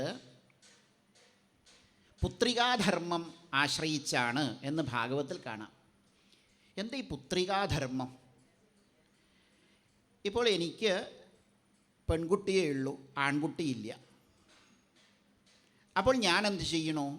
എൻ്റെ പെൺകുട്ടിയെ, എൻ്റെ മകളെ ഞാൻ ഒരാൾക്ക് കല്യാണം കഴിച്ചു കൊടുക്കുമ്പോൾ അയാളോട് പറയും, നിങ്ങൾക്ക് എൻ്റെ മകളിലുണ്ടാവുന്നത് ആൺകുട്ടിയാണെങ്കിൽ ആ ആൺകുട്ടിയെ എനിക്ക് തരണം. ഇതാണ് പുത്രികാധർമ്മം, മനുസ്മൃതിയിൽ പറയും. ഇവിടെ രുചിപ്രജാപതിക്ക് കല്യാണം കഴിച്ചു കൊടുത്തു സ്വയംഭൂമനു. ആരെ? തൻ്റെ മകളായിരിക്കുന്ന ആകൂതിയെ. എങ്ങനെയാണ് കഴിച്ചു കൊടുത്തത്? പുത്രികാധർമ്മമാണ് കൊടുത്തത്. പക്ഷേ അവിടെ ഒരു സംശയമുണ്ട്. ഈ സ്വയംഭൂമനുവിന് 2 ആൺകുട്ടികളുണ്ട്, പ്രിയവ്രതനും ഉത്താനപാദനും. ഇങ്ങനെ 2 ആൺകുട്ടികൾ ഉണ്ടായിരിക്കെ വീണ്ടും പുത്രികാധർമ്മം എന്തിനാ ചെയ്തത്? ആൺകുട്ടികൾ ഇല്ലെങ്കിലല്ലേ പാടുള്ളൂ. പക്ഷേ ഭാഗവതം പറയുന്നു പുത്രികാധർമ്മം കാരണമുണ്ട്. തൻ്റെ മകൾക്ക് ജനിക്കാൻ പോകുന്നത് ഭഗവാന്റെ അവതാരമാണെന്ന് ഈ സ്വയംഭുവനുവിന് അറിയായിരുന്നു. അതുകൊണ്ട് അവനെ എനിക്ക് കിട്ടണം, ആ ഉണ്ണിയെ എൻ്റെ മകനായിട്ട് കിട്ടണം എന്നൊരാഗ്രഹത്തോടു കൂടിയാണ് സ്വയംഭൂമനു തൻ്റെ മകളെ രുചിപ്രജാപതിക്ക് പുത്രികാധർമ്മത്തോടു കൂടി കല്യാണം കഴിച്ചു കൊടുത്തത്. അങ്ങനെയാണ് യജ്ഞൻ എന്ന ഭഗവാന്റെ അവതാരം ഉണ്ടായത്. അപ്പോൾ ഇങ്ങനെ ഒരു വലിയ ഒരു മനോഹരമായ കഥാംശം ഭാഗവതത്തിലുണ്ട്. പുത്രികാധർമ്മം എന്നേ അതിൽ പറയുള്ളൂ കേട്ടോ. അതിന് വ്യാഖ്യാനം മനുസ്മൃതിയിലാണ് ഈ പുത്രികാധർമ്മത്തിൻ്റെ ചർച്ച വരുന്നത്. അപ്പോൾ അങ്ങനെയുള്ള ആ യജ്ഞ അവതാരത്തെ ഒന്ന് സൂചിപ്പിച്ചു. അതിനുശേഷം ജജ്ഞേ ചകർദ്ദമഗൃഹേ ദ്വിജദേവഹൂത്യാം സ്ത്രീഭിः സമം നവഭിരാത്മഗതം സ്വമാത്രേ ഊചേയാത്മശമലം ഗുണസംഗപംഗമസ്മിൻ വിധൂയ കപിലസ്യ ഗതിം പ്രവേദേ. 9 സഹോദരിമാർക്ക് സഹോദരനായിട്ട് കർദ്ദമ പ്രജാപതിയുടെ മകനായിട്ട് ആവിർഭവിച്ച, ദേവഹൂതിയിൽ ആവിർഭവിച്ച ആ കപില യോഗീശ്വരൻ എന്തു ചെയ്തു? ഊചേയാത്മശമലം ഗുണസംഗഭസ്മമസ്മിൻ. അപ്പോൾ ഊചേ പറഞ്ഞു. എന്താ പറഞ്ഞത്? മനസ്സിനെ മാലിന്യപ്പെടുത്തുന്നത് എന്തൊക്കെയാണോ അതിനെ മുഴുവൻ കഴുകിക്കളയാനുള്ള രീതിയിലാണ് പറഞ്ഞു കൊടുത്തത്. നമ്മുടെ മനസ്സിനെ ബാധിക്കുന്നത് എന്താ? ഗുണങ്ങളോട് ചേരുമ്പോഴുണ്ടാവുന്ന ചെളിയാണ് നമ്മുടെ മനസ്സിനെ ബാധിക്കുന്നത്. ഈ ചെളിയെ കഴുകിക്കളയണം. അതെങ്ങനെയെന്നാണ് നമുക്ക് കാപിലത്തിൽ ഭഗവാൻ ദേവഹൂതിക്ക് ഉപദേശിച്ചു കൊടുത്തതായിട്ട് കാണുന്നത്. അങ്ങനെയുള്ള ആ കപിലസ്യ ഗതിം പ്രവേദേ, അങ്ങനെ ആ ഭഗവാന്റെ ഗതിയെ തന്നെ പ്രാപിച്ചു ദേവഹൂതി. അങ്ങനെയുള്ള കപിലനെ നമസ്കരിച്ചു. അതിനുശേഷം 4-ാമത്തെ സ്കന്ധത്തിൽ തന്നെയുള്ള അത്രി മഹർഷിയുടെ കഥയെടുത്തുകൊണ്ടാണ് അത്രേരപത്യമഭികാംക്ഷത ആഹതുഷ്ടോ ദത്തോ മയാഹമിതി യത് ഭഗവാൻ സദത്ത യത്പാദപങ്കജപരാഗപവിത്രദേഹായോഗർദ്ധിമാപുരുഭയീം യദുഹൈഹയാദ്യാഹ. അങ്ങനെ അത്രി എന്താ ചെയ്തത്? അതും മനോഹരമായൊരു കഥയാട്ടോ. അത്രി മഹർഷി ഭഗവാനെ തപസ് ചെയ്തു. ആ ഒരു ഭഗവാൻ എൻ്റെ മുമ്പിൽ വരണം, എന്നിട്ടെനിക്ക് ഒരു സത്സന്താനത്തെ നൽകണം. ഇതാണ് തപസ്സിൻ്റെ ആഗ്രഹം, ഇതാണ് ഭാവം. അങ്ങനെ അത്രിയുടെ ആ ആഗ്രഹത്തിനനുസരിച്ച് 3 പേരും കൂടിയാണ് അത്രിയുടെ മുമ്പിലേക്ക് വന്നത്. ബ്രഹ്മ വിഷ്ണു മഹേശ്വരന്മാർ വന്നു. അപ്പം അത്രി ചോദിച്ചു, നിങ്ങളിൽ ആരെയാണ് ഞാൻ തപസ് ചെയ്തത്? കാരണം ഞാൻ ഒരു ഭഗവാനെ മാത്രമല്ലേ വിളിച്ചിട്ടുള്ളൂ. പക്ഷെ നിങ്ങൾ 3 പേരും കൂടി ഇങ്ങോട്ട് വരുമ്പോൾ ഞാൻ നിങ്ങളിൽ ആരെയാണ് വിളിച്ചത് ചോദിച്ചപ്പോൾ 3 പേരും കൂടി പറഞ്ഞു, അങ്ങ് പ്രാർത്ഥിച്ച ആ ഒരാളാണ് നമ്മൾ 3 പേര്. അതായത് ഞങ്ങൾ 3 പേരും ചേർന്നാൽ മാത്രമേ ആ ഒന്നാവുള്ളൂ. അതുകൊണ്ടാണ് ഞങ്ങൾ 3 പേരും കൂടെ വന്ന്. നോക്കൂ ഭാഗവതത്തിൻ്റെ ആ ഒരു ഗഭീരത. അപ്പോൾ ആ ഒന്നെന്ന തത്വം നമുക്ക് കിട്ടണമെങ്കിൽ ബ്രഹ്മാവ് വിഷ്ണു മഹേശ്വരന്മാർ ഒന്നെന്ന ബോധം ഉണ്ടാവണം, അദ്വൈത ബോധം ഉണ്ടാവണം. അങ്ങനെയാണ് 3 പേർക്കും ഓരോരോ അവതാരമായിട്ട്, ദത്താത്രേയനായിട്ടും അതുപോലെ സോമനായിട്ടും ദുർവാസാവായിട്ടും അത്രിക്ക് അവതരിച്ചത് ഭഗവാന്റെ. അങ്ങനെയുള്ള ദത്താത്രേയനെയാണ് ഇവിടെ നമസ്കരിക്കുന്നത് എന്ന് കാണാം. അതിനുശേഷം ചതുസ്സനോഭൂത് ഭഗവാൻ. ചതുസ്സനഹ, സനൻ എന്ന പേരോടുകൂടിയ 4 സനകൻ, സനന്ദൻ, സനാതനൻ, സനത്കുമാരൻ. അപ്പോൾ ചോദിച്ചു, സനത്ത് എന്ന് പറഞ്ഞാൽ എന്താ അർത്ഥം? നിത്യം എന്നാണ് അർത്ഥം. അതാണ് സനൻ, സനന്ദൻ, സനാതൻ എന്നൊക്കെ. ആ നിത്യം എന്ന അർത്ഥമാണ് സനത്ത് എന്ന ശബ്ദത്തിനുള്ളത്. അങ്ങനെയുള്ള ആ നിത്യശബ്ദാർത്ഥത്തോടു കൂടിയ 4 ഭഗവാൻ മാറിയത്. പിന്നീടാണ് നമ്മുടെ ഭാരതത്തിൻ്റെ ഉപാസനാ മൂർത്തികളായിരിക്കുന്ന നരനാരായണന്മാരുടെ അവതാരം. ധർമ്മസ്യ ദക്ഷദുഹിതരജനിഷ്ടമൂർത്തിയാം മൂർത്തി സർവഗുണോത്പത്തി നരനാരായണ വൃഷി. 4-ാം സ്കന്ധത്തിൽ നരനാരായണ അവതാരത്തെ മൂർത്തി ദേവിയിൽ ഭഗവാൻ എങ്ങനെയാണ് ആവിർഭവിച്ചത്? ഹിമാലയത്തിൽ ബദരിനാഥത്തിൽ നിന്ന് ഒരു 2-3 കിലോമീറ്റർ പോയാൽ ഇന്നും മൂർത്തി ദേവിയുടെ പ്രതിഷ്ഠ കാണാം. അവിടെ വർഷത്തിൽ ഒരു ദിവസം ഈ ബദരിനാഥത്തെ ശ്രീലകത്തെ നരനാരായണന്മാരെ മൂർത്തിയെ കൊണ്ടുപോയി അമ്മയോട് ചേർത്ത് പൂജിക്കുന്ന വിധിയുണ്ട് ഇപ്പോഴും നമുക്ക് കാണാൻ സാധിക്കും. അതിനുശേഷം ഭഗവാന്റെ സമീപത്തെത്താൻ എങ്ങനെയാണ് സാധിക്കുക? ഭഗവാന്റെ സമീപത്തെത്തണമെങ്കിൽ കോപം കൊണ്ട് സാധിക്കില്ല, കാമം കൊണ്ട് സാധിക്കില്ല. അതുകൊണ്ട് കോപമോ കാമമോ ഭഗവാനെ പ്രാപിക്കാൻ സാധിക്കില്ല എന്ന് പറഞ്ഞുകൊണ്ട് അടുത്ത ഭഗവാന്റെ ആ പ്രാധാന്യം, ധ്രുവന് അനുഗ്രഹം കൊടുത്ത ഭഗവത് സ്വരൂപത്തെ നമസ്കരിച്ചു. അതിനുശേഷം വേനൻ്റെ മകനായിട്ട് വന്ന പൃഥുവിനെ നമസ്കരിച്ചു. പിന്നെ ഋഷഭദേവൻ ആയിരിക്കുന്ന ഭഗവാനെ നമസ്കരിച്ചു. അതിനുശേഷം ഹയഗ്രീവമൂർത്തിയായിരിക്കുന്ന ഭഗവാൻ. എന്താണ് ഹയഗ്രീവമൂർത്തിയുടെ പ്രത്യേകത എന്ന് ചോദിച്ചാൽ, വാക്കിൻ്റെ ദേവതയാണ് ഹയഗ്രീവമൂർത്തി. അവിടെ വാക്കിൻ്റെ ദേവത എന്ന് പറയുമ്പോൾ ശിക്ഷാഗ്രന്ഥത്തെ എടുക്കണം എന്നൊക്കെ ആചാര്യന്മാർ പല ഗ്രന്ഥത്തിലും വ്യാഖ്യാനിച്ചിട്ടുണ്ട്. അതുകൊണ്ടാണ് വൈഷ്ണവന്മാർ വാക്കിൻ്റെ ദേവതയായിരിക്കുന്ന ഹയഗ്രീവമൂർത്തിയെ നമസ്കരിക്കുന്നത്. ശൈവന്മാരെന്ത് ചെയ്യുമെന്ന് ചോദിച്ചാൽ ദക്ഷിണാമൂർത്തിയെ നമസ്കരിക്കും, വൈഷ്ണവന്മാർ ഹയഗ്രീവം ഉപാസ്മഹേ എന്ന് പറഞ്ഞ് ഹയഗ്രീവമൂർത്തിയെ നമസ്കരിക്കും. ഒക്കെ വാക്കിൻ്റെ ദേവതയാണ്. അങ്ങനെ ആ വാഗ്ദേവതയായ ഹയഗ്രീവമൂർത്തിയെക്കുറിച്ചൊന്ന് നമസ്കരിച്ചതിന് ശേഷം പിന്നീട് മത്സ്യാവതാരം, കൂർമാവതാരം, നരസിംഹാവതാരം 12, 13, 14 ശ്ലോകങ്ങൾ. മത്സ്യം, കൂർമ്മം, വരാഹം, നരസിംഹം, എങ്ങനെയുള്ള ആ മൂർത്തികളെ നമസ്കരിച്ചു. പിന്നെ 15ഉം 16ഉം കൊണ്ട് ഗജേന്ദ്രമോക്ഷം എന്ന ഭാഗം 2 ശ്ലോകങ്ങളെ കൊണ്ട് അന്തസ്സരസ്യുരുബലേന പദേ ഗൃഹീതോ ഗ്രാഹേണ യൂഥപതിരംബുജഹസ്താർത്ത എന്നതുകൊണ്ട് ആ ചക്രായുധധാരിയായിരിക്കുന്ന ഹരി എന്ന അവതാരത്തെ അനുസ്മരിച്ചു. പിന്നീട് ജായാൻ ഗുണൈരവരജോ എന്നതുകൊണ്ട് വാമനസ്വരൂപിയായിരിക്കുന്ന ആ മൂർത്തിയെ 2 ശ്ലോകങ്ങളെ കൊണ്ട് നമസ്കരിക്കുന്നതായിട്ട് കാണാം. 19ാമത്തെ ശ്ലോകം എന്ന് പറയുന്നത് തുഭ്യം ച നാരദഭൃശം ഭഗവാൻ വിവൃദ്ധഭാവേന സാധു പരിതുഷ്ടൗ വാചയോഗം ജ്ഞാനം ച ഭാഗവതമാത്മസതത്വദീപം യദ്വാസുദേവ ശരണ വിദുരഞ്ജസൈവ എന്ന ശ്ലോകം കൊണ്ട് അവിടെ ഭഗവാന്റെ ഹംസാവതാരം, അതായത് നാരദ മഹർഷിക്ക് ഹംസമായിട്ട് അവതരിച്ചുകൊണ്ട് ഏകാദശത്തിലെ 13ാമത്തെ അധ്യായത്തെയാണ് ഒരൊറ്റ ശ്ലോകം കൊണ്ട് ഇവിടെ അനുസ്മരിച്ചത്. അങ്ങനെ ഭഗവാന്റെ ആ മഹത്വം പറഞ്ഞ് ധന്വന്തരി അവതാരത്തെ നമസ്കരിച്ച് പിന്നീട് പരശുരാമൻ 21ാമത്തെ ശ്ലോകം കൊണ്ട് ധന്വന്തരി, 22 കൊണ്ട് പരശുരാമൻ, അതിനുശേഷം 23 മുതൽ 26 വരെയുള്ള ശ്ലോകങ്ങളെ കൊണ്ട് ശ്രീരാമസ്വാമിയെ നമസ്കരിച്ച് അസ്മത് പ്രസാദ സുമുഖ എന്ന ശ്ലോകം കൊണ്ട് നമസ്കരിച്ച് പിന്നീട് ഭൂമേ സുരേതരവരൂധ വിമർദ്ദിതായ എന്നത് മുതൽ അങ്ങോട്ട് കൃഷ്ണാവതാര കഥയെയാണ് അനുസ്മരിച്ചത്. അങ്ങനെ ആ ഒരു വലിയ ഭാഗം പറഞ്ഞ് ഭഗവാന്റെ തത്വം മനസ്സിലായവത് ആരൊക്കെയെന്നും കൂടെ പറഞ്ഞ് ഇത് സമർപ്പിക്കുകയാണ്. എല്ലാവർക്കൊന്നും ഭഗവാന്റെ തത്വത്തെ മനസ്സിലാക്കാൻ സാധിച്ചിട്ടില്ല എന്ന് ഇവിടെ പറഞ്ഞു വെച്ചു. പിന്നെ വ്യാസൻ, ബുദ്ധസന്യാസി, കൽക്കി അവതാരങ്ങൾ നമസ്കരിച്ച് അവസാനം പറയും, വിഷ്ണോർന്നു വീര്യഗണനാം കഥമോർഹതീഹായ പാർത്ഥിവാന്യപി കവിർവിമമേ രജ്യാംസി ചസ്കംഭയസ്വരം ഹസാസ്ഖലിതാതൃപൃഷ്ടം യസ്മാതൃസാമ്യസദനാദുരു കമ്പയാനം. അതായത് നമുക്ക് ഈ ഭൂമിയിലെ പൊടികളെ എണ്ണാൻ കഴിഞ്ഞേക്കാം അല്ലേ?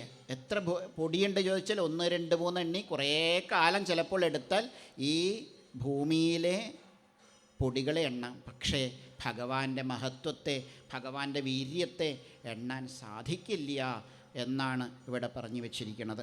അങ്ങനെയുള്ള ആ ഒരു ഇത് ശരിക്കും മന്ത്രമാണ്, ഋഗ്വേദത്തിലെ മന്ത്രമാണ് ഈ ഭാഗം. ഈ ഒരൊറ്റ ശ്ലോകം ഋഗ്വേദത്തിലെ മന്ത്രമാണെന്ന് ഓർക്കണം.